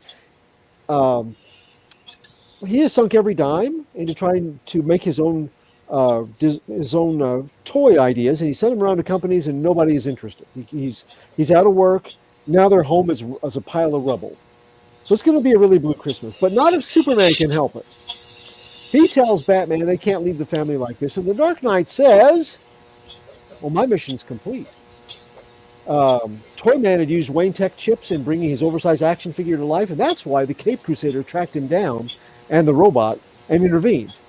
His work's done. And here's where we get a great holiday moment showcasing divergent heroic styles of these two iconic characters. Superman's commitment to help and his surprise at Batman's response. Batman observes that the family is alive and they're unharmed. They've only lost things, and thus they have a lot to be thankful for this holiday. And he just leaves, telling Clark, "You show Christmas spirit your way, I'll do it in mine." So he does. Superman returns very shortly, and he's carrying a whole bunch of building materials in super speed mode. He goes about making a new home, a brand new home for the two of them, or for the three of them, for the family. Here we see super speed, boom, building it quick as can be. Nice. He says it's just a start, but it is up to code, and they at least have somewhere to call home for the holidays. He also gives their son an Adventure Force Solar Rider action figure because apparently Captain Adventure as a toy line has endured well into the 1990s, unlike poor Captain Action. And while the Metropolis marvels basking in the wonderful life glow of a family season made brighter, a limousine pulls in. Wayne Corps representative and Bruce Wayne associate Alfred Pennyworth comes bearing news which his employer wished delivered before Christmas ended and not afterward. After reviewing Mr. Latham's prototypes and marketing proposals, Mr. Wayne sent his representative to offer him a job in their toy division before some other company lured him away. Probably LexCorp, because you know how they are with overwork, underpay. So Mr. Pennyworth presents Latham's son with a Captain Adventure Night Scout figure, one of the hottest toys of the season, no doubt. So readers can see these two very different expressions of holiday spirit on these pages beneath the simple feel-good Christmas story. One of the cruelest twists of good deeds is when they aren't thought through as fully as they should be. There was a classic short story that I read in junior high about a guy. He's an old gentleman that comes into a bakery, and it's in Europe, or it's in the UK, and he's always looking at puddings. He gets his weekly pudding. And this young man who has means and a job is watching him, and the old man's clothes are very fine but very worn out. He's obviously elderly and fallen on hard times. And he makes a big production of checking for each of these puddings, weighing the options of all these fine, expansive desserts, and then picking the one that is the cheapest every time, because it's all they can afford. And so the young man is, it's Christmas time, and the old man says, "Pardon me, it would give me great pleasure to buy you one of these very fine Christmas puddings, if you'll allow me." And he wounds the old man's pride. The old man says, "I'm sorry, I don't believe I've made your acquaintance." And he turns and he looks at the baker and he goes, "I'll take that one. It's the biggest and most expensive pudding in the place." And then he takes out his coins and empties his purse to afford it. And so as the young man watches him go off, he wonders what rent and fuel money and medicine money he's just cost this old man, because he approached doing a good deed in a way that offended the man or hurt his pride. So good deeds should always go hand in hand with some thought. Superman's gesture is kindlier and more altruistic, but it has issues. Does he hook up the utilities to the home? In a month, if no job develops for Mr. Latham, how will he afford the bills if he has? Was the original home insured? If so, what status does this give any claims that they could have made now that the new home has popped up to replace it? Was Mr. Latham behind on any payments? Will he be evicted from this new home because of pre-existing debt? Superman has done a very kind thing, and he saved much cost and labor in putting up a new home, but there are ways that this boon could also become a burden very shortly. Batman's gesture is a perfect dovetail to Superman's, though. On its own, the job offer wouldn't have solved the immediate homeless situation, but combined with Superman's work, now the family will have means and financial stability and probably a career to build on. So this is why they are the world's finest. In a lovely closing set of panels, Superman and Alfred chat, and Clark admits people sometimes forget how generous Bruce Wayne can be. Obviously, he's also saying that he falls in this category. Alfred agrees and adds that ever since Bruce was a child, no one knows more what it's like having nothing at Christmas, nothing important, than he does. So it's a story about a beloved action figure done as a gift to a respected and admired editor. And it's one with vintage toy nostalgia, the differences between Solar Rider and Night Scout superhero styles, and a family falling on hard times that's aggravated by petty supervillainy. But then they receive a twofer Christmas miracle on behalf of the world's finest team. So, as a special bonus, this issue also has Sergio Aragonis with Nice.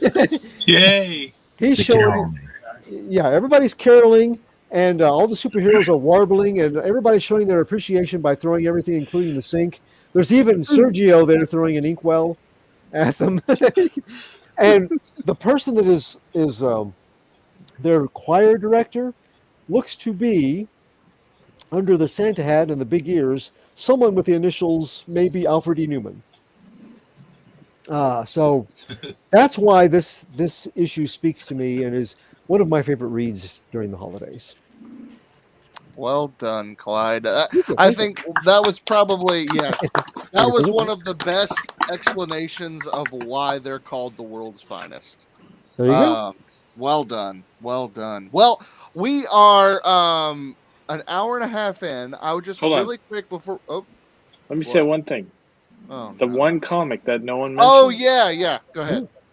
Which I didn't think about till we were just doing our show off the top of my head was from who is it? Grant Morrison and Dan Mora did a Claus. Yeah. It was a retake on the Santa Claus story. Yeah. Anyways, that would have been my pick if I had a thought about it earlier. Didn't shamelessly self-promote. Proud of you, Chad. Proud of you. All right. Thank you. Really quick before we close up shop tonight, I want to just go around the room, and just name the top 3 pop culture events, be it movies, TV shows, whatever. The top 3 of 2021 that you enjoyed the most, and I'll start us off. My top 3. I'll start, in no real specific order, except one of them is my favorite. The horror comedy movie that came out. I don't know if it came out this year, but I watched it this year, and for me, it made my summer when I watched it. It was called Psycho Gorman, and it's on Shudder, and it is one of the funniest, most off the wall, crazy movies I have ever seen, and I want more. They did a comic on Kickstarter afterwards, and I backed the crap out of that, and I am so excited to see where they go with that character, because it is insane. If you don't have Shudder, it's fine. Go on, sign up for the 7-day free trial and just watch that movie, because it is so funny. It is so funny. It's like the most violent episode of Power Rangers you will ever watch. And it's actually well written. So, but it is so much fun. 2 would probably be, I would say it's a tie between Zack Snyder's Justice League, because we finally got that and it was amazing. And Midnight Mass, which is a show that came out on Netflix. Really quick, Luna, what is your favorite? What's your favorite thing in 2021? Drugs. Yes. Okay. Drugs. And Midnight Mass. I've talked about Zack Snyder's Justice League before. It's great. Everyone knows what that is. Midnight Mass is very similar to Salem's Lot by Stephen King. And in my opinion, it's better. And I love Salem's Lot. But it is such a good, in-depth, slow burn commentary on blind faith and just getting caught up in something that you believe in so much with all your heart, but then it ends up being literally something that's going to kill you and all your friends. And it's a great show. Minus one weird monologue at the end, it was perfect for me. I thought it was fantastic. The thing that topped the year for me was Ghostbusters Afterlife. I cried like a baby in the theater watching that movie. The last half hour of that movie was, I loved the whole movie was great. I absolutely loved it. It was a ton of fun revisiting the world, seeing the original Ghostbusters again. But what they did in the final moments of that movie was just so beautiful, so compelling. And for me, that was the best thing that I was able to be, I was actually able to be in a theater watching it. And it was a great experience. Definitely the top of the list for the year. So, Chad, how about you? Nice. My three would be the release of the Silence. No, just kidding. My three would be, number one, I really enjoyed Squid Game. So I was a big fan of that show. So I would put that as one of my top three. My number two would be the release of Dune. Although not a perfect movie, one of my favorites, and introduced me to the book, which I had not read until this year. So and big also, fan of that.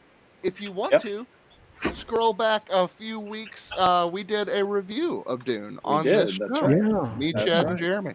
That's right.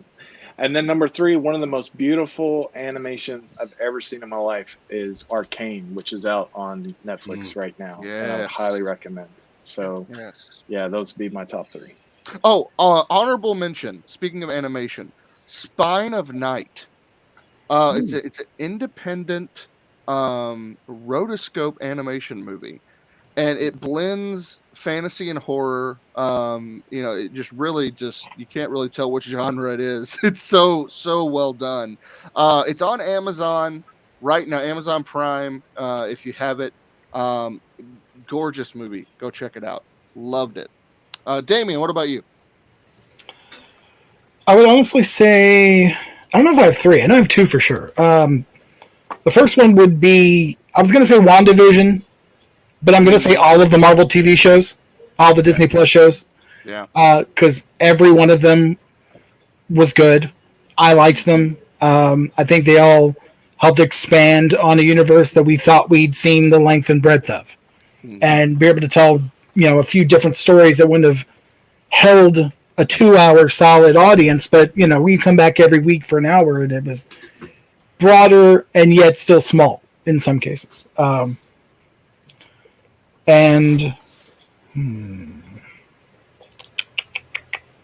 had another one in my brain completely said no. It's been the return of the Marvel year for me. Like this whole year has been, I'm a Marvel head, I'm not going to lie, but I think it's been quality over quantity after a dearth of, what are you going to do after Endgame? Like, what can you do after something that big? When you make a grown man weep in the theater. Like, Tony Stark, spoiler, Tony Stark dying in the theater. What? Oh, no! Me out. What? Spoilers. Next thing you're going to tell me, Egon's dead in Ghostbusters too. What? What? I even watched it and I didn't know that. And Rosebud's the sled. Not coming back for Stripes too. No. The over the course of the year, I feel like WandaVision was able to sort of bring us into a small story about a couple in love and the consequences of of the aftermath of decisions made. And Falcon and Winter Soldier did a lot. I love him as Falcon. I love Anthony Mackie as Captain America. I think it's the best thing that could have happened to the character. I think the way it's been done is much better than the comics did. But it just seems like every step, every show, all the way up to Hawkeye, has just been a positive step. Now, I don't add the movies because some of them, I loved Eternals. I loved them all, but it was just like it didn't have quite the same impact, pop culture. And What If has normalized the idea of a multiverse. Like, I'm going to benefit from that this whole next year. So there's some self-interest. Beyond that, I think that's all I got. But that's like 7 or 8 things. So. Yeah, awesome. Brian, what about you? Well, I will continue with the only movie I saw this year because I don't go to the theater very often. And I'm waiting for, in February, the Blu-ray of Doctor Who Flux will be out, so I'll get to see that. But for me, it was Shang-Chi, Legend of the Ten Rings. I thought that was such an amazing film. I love the old Master of Kung Fu comics, but this was a bravura way to reimagine it without having to relicense Fu Manchu. And it brought such a fresh vision to the character that kept with the spirit, but the effects were great. Aquafina was amazing as comedy relief in that. Little Easter eggs scattered here and there, and I will go see any movie with Michelle Yeoh in it because I think I've been a fan of hers even in her Hong Kong days when she was the male Jackie Chan and doing all of her own stunts. Yeah. So as far as media goes, that's it for me. I will say that, and this is partly naked self-interest here, a pair of books came out this year. Yes. Biff Bam Eow and Zlonk Zok Zowie. Ask for them by name. They're by Crazy 8 Press, which is a conglomerate of writers, including Peter David, Bob Greenberger, and Michael Jan Friedman, a couple others, and Becky Books, which is owned by Jim Beard, who also does Flinch books. Now, these are an examination. This is season 1 and season 2 of the 1966 Batman show. Now, why this is important to me, not just the fact that I have an essay in the second volume about Vincent Price's Egghead. There's a lot of high-powered talent. Peter David, Keith DiCandido, Greg Cox, Michael Jan Friedman, Bob Greenberger, Paul Kopperberg, Dan Greenfield, Rich Handley, Chuck Dixon, Ed Catto, Jim Beard, Will Murray, Peter Sanderson, Stephen Thompson, etc., etc. This kind of broke my heart when it wasn't going to come out because finally I'm rubbing elbows with some big names here, not just sponging off of Eric's fame. But anyway, it kind of broke my heart because DC put the kibosh on this book because of the artwork, that it was unlicensed. Fortunately, Peter David intervened with DC Legal, and the books were amended, and they came out. So this is kind of a personal victory for me. And I'm going to be in volume number 3, which will be out next year. And the other thing that came out, and probably people are sick to tears of hearing me mention this, but J. Michael Straczynski, who wrote Spider-Man, Superman, The 12, Thor, wrote the screenplay for Thor, created Babylon 5, wrote for the Real Ghostbusters cartoon, and Masters of the Universe, put out one of the best books ever called Becoming a Writer, Staying a Writer. Yes. And this book reminds us why we're creating. Mm-hmm. This book reminds me that Harlan Ellison used to call what we do a holy task. And there is a section in here where he talks about, for instance, the Roman Empire is long gone, but the words of Socrates live on. And the Third Reich, powered by the greatest military machine in human history, lies in the dustbin of history, but the soft words of Anne Frank live on. Mm-hmm. It reminds us why we're creators. We have a holy task to do. And that book is, I keep it here by the monitor when I lose my way. Mm. And it happens occasionally.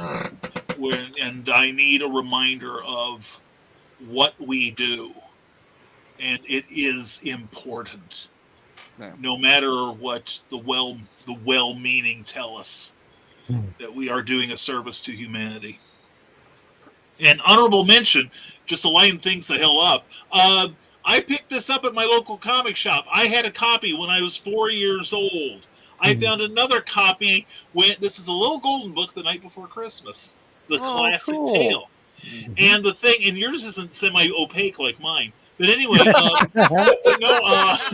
is a special variant edition. But Brian's has holes in it. I know. That's where Santa was chewing on it because somebody didn't leave me cookies and milk. But no, I had a copy of this when I was 4. I picked up another copy in an auction by accident 20 years ago. And then I got this at my local comic shop. I don't know why they had it, but it's mine. And then I walked into Walden, or not Walden Books. Boy, is that... Oh, man, throwback. Well, wow, did I have a flashback there? Yeah, but I You go to B.D. Dalton. Yeah, really. Yeah. Oh, wow, that's aging me. Yeah. Yeah, I was strolling into B. Dalton's one day, and no, anyway, I found they're still putting this book out. Even down to the little, this book belongs to. So this was a nice little touchback to my misspent youth. So anyway, that was my year. So Awesome, Brian. Thank you. thank you.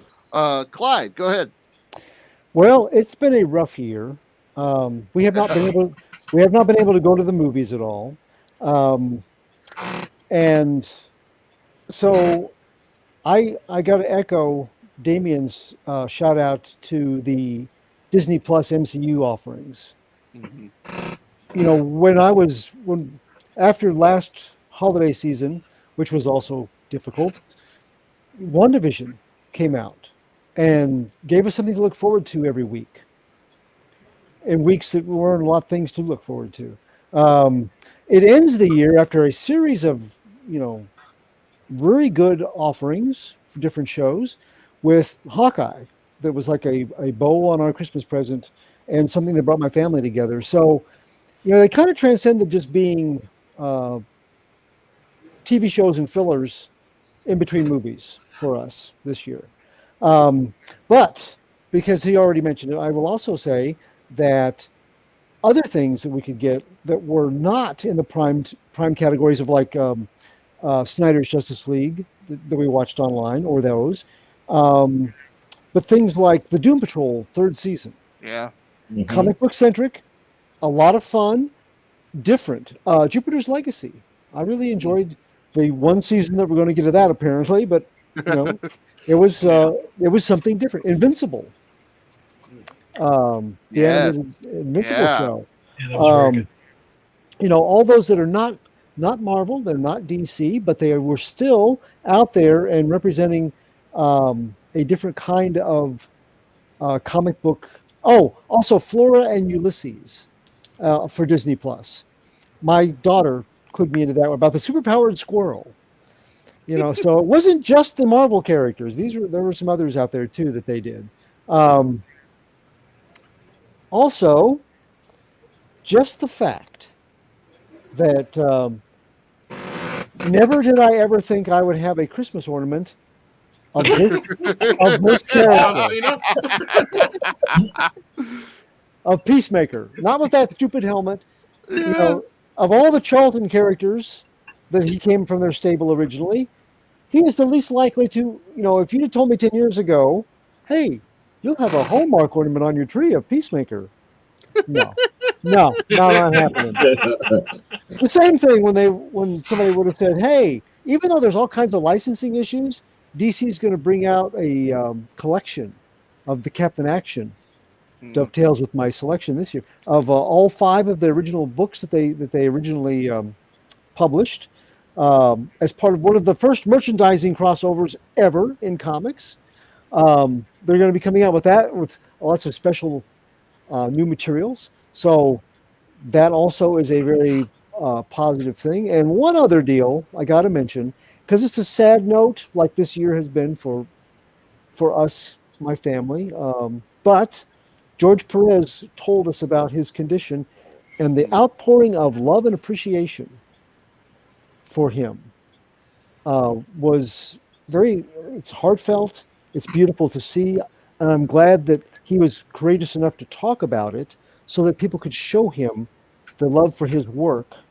That was a really special moment to see it was all over social media, and the instances, the personal accounts of encounters with him at shows, what a gentleman he was, and what a positive force in people's lives.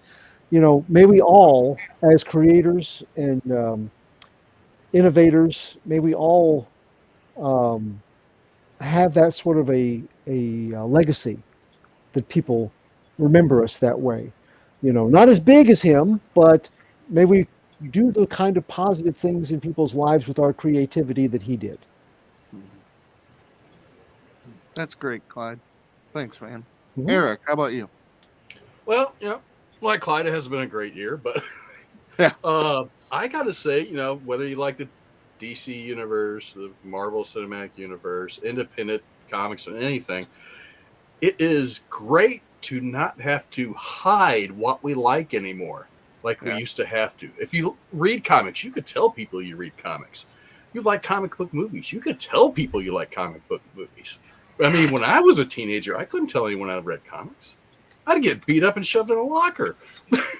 And I wasn't a small kid. But I guess one of the top things for me would be the Marvel Cinematic Universe with the movies and with the TV shows, and with Hawkeye bringing in, not Daredevil, but he brought in Kingpin and brought in that part of the universe. Spider-Man Far From Home was great. And it's not out yet, but tomorrow, Book of Boba Fett. Yes. Mm-hmm. I mean, we've had no Mandalorian since last December. Yeah. Which gave us Luke Skywalker back. But and then definitely the Silence too on Kickstarter. Actually, there have been so many great crowdfunded books this year out there. Mr. Rodman's had how many this year? 3. 3? Yeah. No one cares. No one cares. No one cares. No one cares. And you, Eric. Yeah. Brought in, I was worried this one brought in more than the first 2, I think, combined, actually. So it was great. Nice. But there's a lot of great independent comic creators out there that go through Kickstarter and Indiegogo. I mean, go check them out. Go out there and just look randomly. There's stuff there. Other than that, one sad note, I just saw that John Madden just died. What? Oh, no. Yeah, that's sad. That's otherwise, it's been a good year for geek stuff, geek culture. Yeah, it has. It has. Well said. And though Brian doesn't know the difference between a male and a female, but yeah, that's good. Brian, they were poking fun at you in the comments because you said that. I saw that she was the male version of Jackie Chan, and you meant to say female, but yeah, only on weekends. But no, you're right. I did misspeak there. But she's not from Thailand. She's from Thailand. I just can't get. Chad, I'm beginning to get great empathy for you, Chad. Thank you. They're turning on me. But don't give him that much credit. Yeah, Good well, grief. I just thought I'd throw him a crumb here after you cut him off at the knees emotionally. But no, back in the day, Jackie Chan first reached the Western consciousness because he did all of his own stunts. He didn't have a stuntman until he had to come to Hollywood, and nobody would insure him otherwise. And Michelle Yeoh was the same way. That in fact, she was in. I think she was in a movie, at least one movie with Jackie Chan, where she's riding a motorcycle and she goes up this incline, goes up in the air, and lands on top of the one of the cars on the train that's going by, and doesn't die and isn't ground into the wheels. So that's pretty impressive. But that's why she was so famous for a while. So, but now she's a former Bond girl. She's an incredible actress, and actor, second, you acting person, actor, a person who acts. She's a good person who acts. Yes. All right. Well, thank you for that clarification, Brian. And thank you, Eric. Joe D, why don't you finish us off, buddy? What are your top 3 things? Well, I'm going to be the oddball here, and I'm going to save my honorable mention for last because technically it's not out as of yet. All right. But number 3 is Masters of the Universe Revelation. Despite all the negative criticism about the storytelling with the first season, between the first and the second season of it, I love it all. It was a well-told story. Put it this way, everybody kept saying it's supposed to be like the 80s cartoon. It's like, no, it encompassed everything from the comic books to the 80s series to the 2002 series. It gave me all the good feels that a good He-Man story is supposed to tell everybody here. And besides, I told Brian to go look at it. I have never seen Orko do the level of stuff that he did in that show. I mean, Orko was badass in this show. Even when you felt for her in this show, and Teela finally understands her purpose. She now knows who she is and her background now. I was like, yes, we're about to get straight to where the comic book is left off as of right now. And we got the biggest surprise coming left. If you paid attention to it. There's one other faction about to come into play. And I won't say it will bring in Adora, but it will bring in the thing that Adora doesn't want to see. Because it was his symbol, not Hordak. So number 2, I will have to agree with Brian with Shang-Chi. I like that movie mainly because it departed from the comic book, even though it gave you the same feels. But the way it was told, it was about an individual running away from who he was, especially with the bond that he had with his father, because the tail end of it, that father-son story that was going on at the tail end, that got me in the feels. That got me directly in the feels because, again, when they both were facing the threat heads on together, the sacrifice that was made was just like, yep, he finally realized what was going on, and what happened. See, no spoilers. Yes. Well done, Joe. Now, my number 1, Clyde would already know what my number 1 is. It goes by 2 words. And those 2 words is Yara Floor.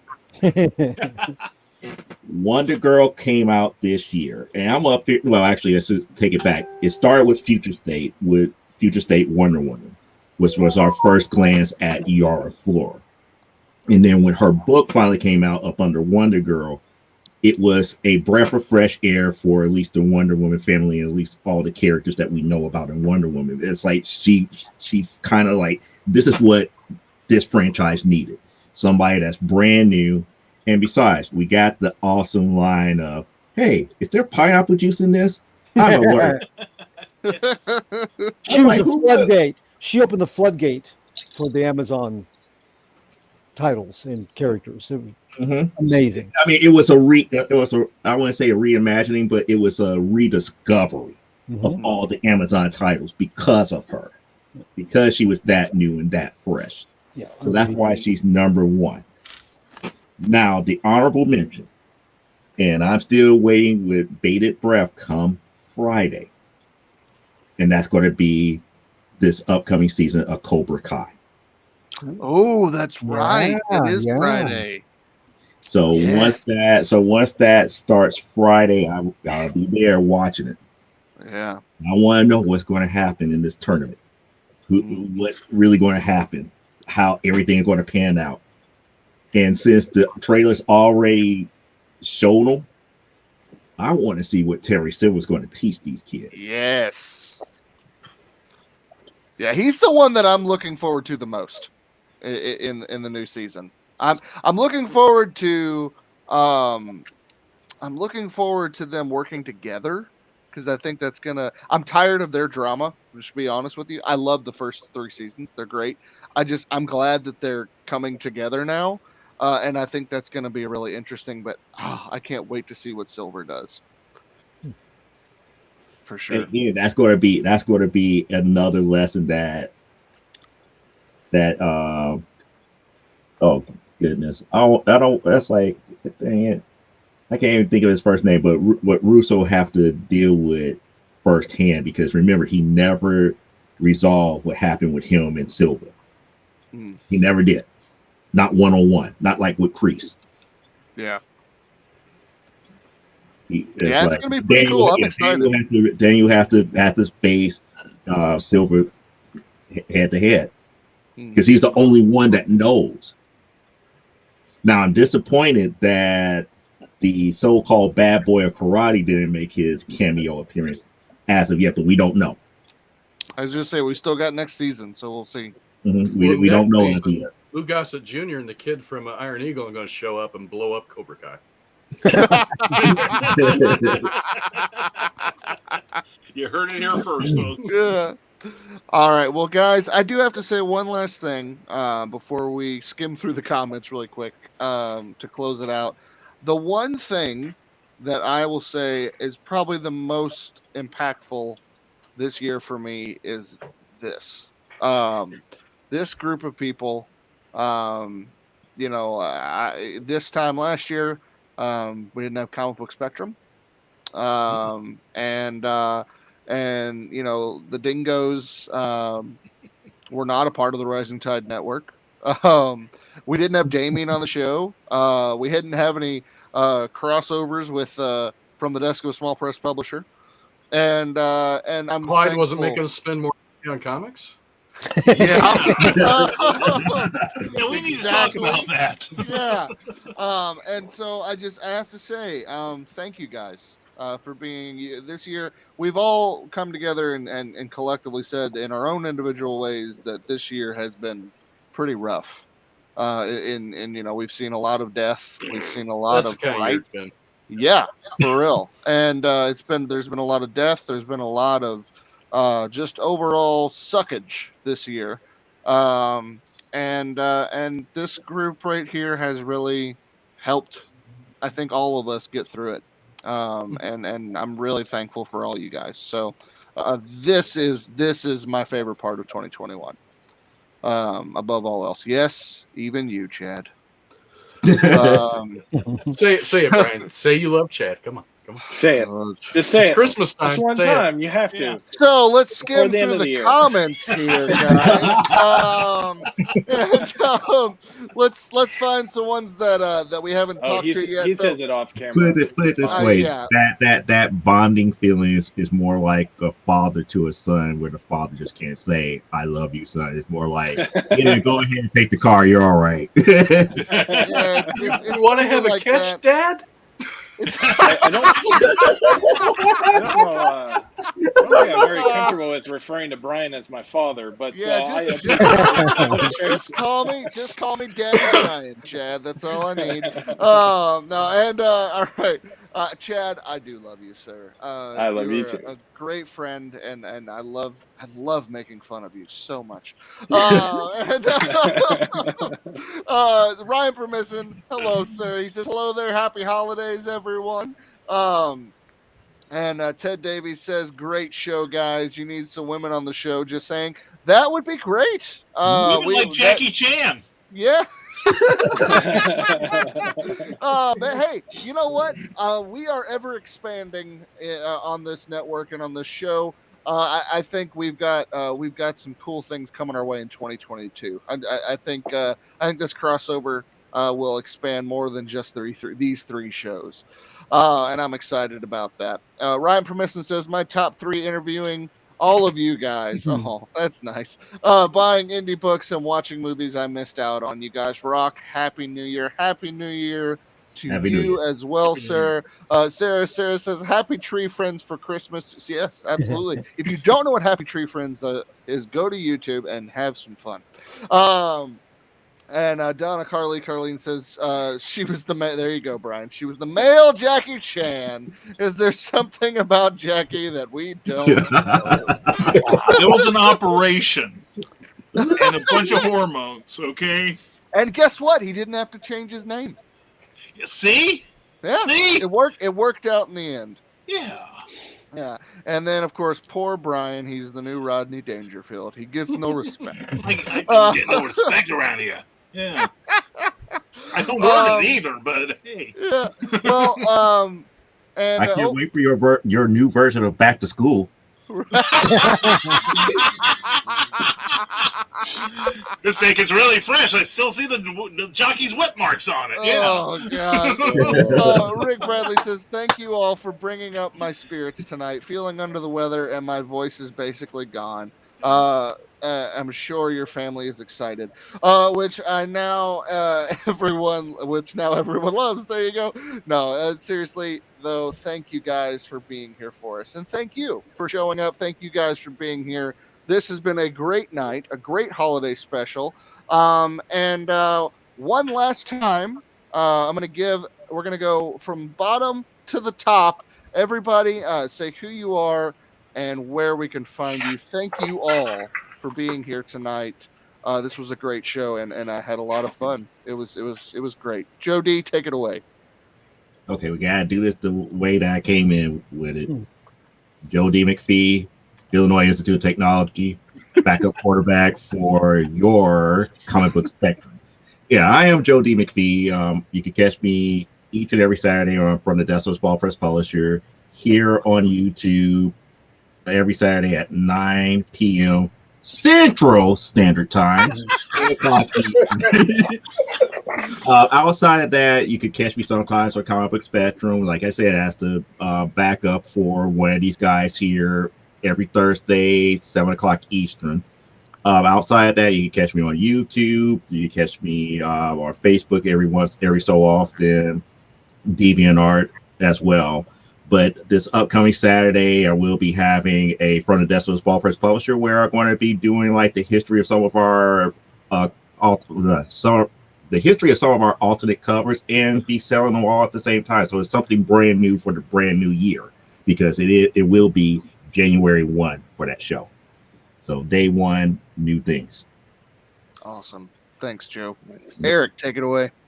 Hey, well, every Thursday night, you can find me on Comic Book Spectrum. And usually right after that, well, actually after I'm sitting in the green room talking to everybody, I have to hop on the other show, which is Drawn Quartered, Fan Edition. And then occasionally I'm on Wednesday nights on Drawn and Quartered, which is the Pro Edition. But you don't have to sit and watch those. Those come on late at night. Just when I post the links to vote for me, just vote for me. That's all you got to do. And I'll post a drawing for you to see, because it's going to be the best one out of all of them anyway. But you can find me on Twitter, of course, and you can find me on any social media. Just look for me. And, support independent creators, whether they're comic creators, writers, anything. Just support independent creators. Absolutely. Clyde. Hey, I'm Clyde Hall. I'm an independent author and a contributing writer at Stormgate Press. On their site on Amazon, you can find my work in their new pulp anthologies, Pulp Reality 1, 2, and 3. So if you got money for Christmas or an Amazon gift card, check out all the fine publications available from Stormgate Press. I created the character of B-Man for Stormgate, and there is a B-Man story in each of the 3 editions of Pulp Reality, 1, 2, and 3. Now, in the spirit of the holidays, oh, come all ye graphic novel faithful, and sift through the Christmas stocking of delight, which is each new episode of Comic Book Spectrum. Every Thursday night, you can find me and my fellow Santa's Workshop elves there, crafting fine comic book reviews and only an occasional aerodynamic bit of bah humbuggery. Follow me on Facebook at Clyde Hall or Radiating Positive Vibes with author Clyde Hall for weekly links to Comic Book Spectrum on Facebook and YouTube. Thanks, Clyde. Brian. Thank you, Brian. Thank you, everyone. Thank you for allowing us to be here. I'm Brian K. Morris. I can be found on Amazon.com and Goodreads.com and Smashwords.com, but mostly I can be found at risingtide.pub, where you can find links to everything I do, including broadcasting 3 times a week at 10 a.m. Eastern. We have an interactive talk show, creative conversation on Nevermind the Furthermore, where you are the star. And we're going to be having a couple of year-end shows. We're going to be talking about how the year has been and what we plan to do to have a new year. On Friday, we're going to talk about New Year revolutions, not just resolutions, but revolutions. And also, I'm on Comic Book Spectrum, where we're going to be talking about our favorite and least favorite comic books of the year, along with delivering our usual banter and reviews. I'm available on a lot of social media. I work for a lot of other publishers. This is probably the year that everything's going to come out at once, and I go from obscurity to, oh God, not him again. But anyway, please check out our broadcasting. Please like, share, and subscribe this show.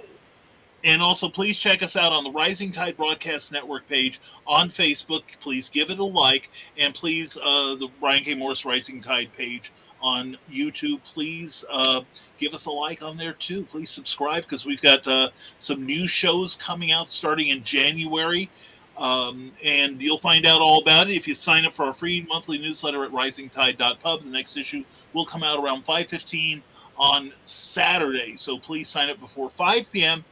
Eastern, and you can be on our subscription list. And thank you again, Brian, Chad, and everyone here, and Damien, and Mr. and Mrs. America, and all the ships at sea. Thank you. Oh, Brian, you forgot about your OnlyFans site. Oh, yes. If you are 18 or older, I do have an OnlyFans site. It is it's the Braille edition. And we've had a lot of good comments on it. Yeah. So if you want to get in touch with me, that's where I'll feel his little knobs. Just put your hand across the screen. That's right. Oh gosh, Damien saved it. Oh, hi, I didn't see you there. I am Damien Waldron. I am the creator of Realmer X. I am an illustrator, and I'll be working with some of these people in the near future, and I have much more to promote next year, this coming year. RU Omniversal will be the hub for everything that I'm doing. So you'll go there, and you'll find out new things about me. Maybe things you didn't want to know. It'll be... Hopefully. Chad. And that's all right. So, so mean. Slowly he turns, step by step, inch by inch. You can see me on Tuesdays. I am, along with Damien and Jeremy, the most important part of this show. And you can also find my work, The Silence, which I am the creator, author, and artist of on thesilencecomics.com or thesilencearts.com. And you can find me on social media just like everyone else, Facebook, Instagram. Fantastic. And last and least, I am Brian Rodman, the author and illustrator of the horror fantasy comic book series Memoirs of an Angel. I am also author and illustrator of the post-apocalyptic action comedy called The Nebulizer. And yes, we have toys. But not Issue 2. Who made that It's toy? coming. Who made that soon. toy? Oh, Damien made that toy. Oh, toys. Yes, Oh, toys. toys. Oh, Damien at Oh, Toys toys. made that toy. Because when you think of toys, you say, "Oh, toys." No. This toy. Oh! Oh, toys. And I am also 1/4, sometimes 1/5 of the Dastardly Bingos. Oh gosh, what show am I on? Is of Comic Book Spectrum. And this week we're gonna be talking about all of our favorite and least favorite comics, as Brian said. I'm excited about it. It's gonna be a lot of fun. The rest of the time, you can find me here on the Dastardly Dingoes podcast. Go to brianrobin.com.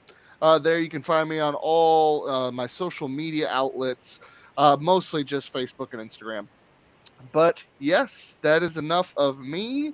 And once again, thank you all for being here. Give yourselves a round of applause for making it through this year with most of your mind intact.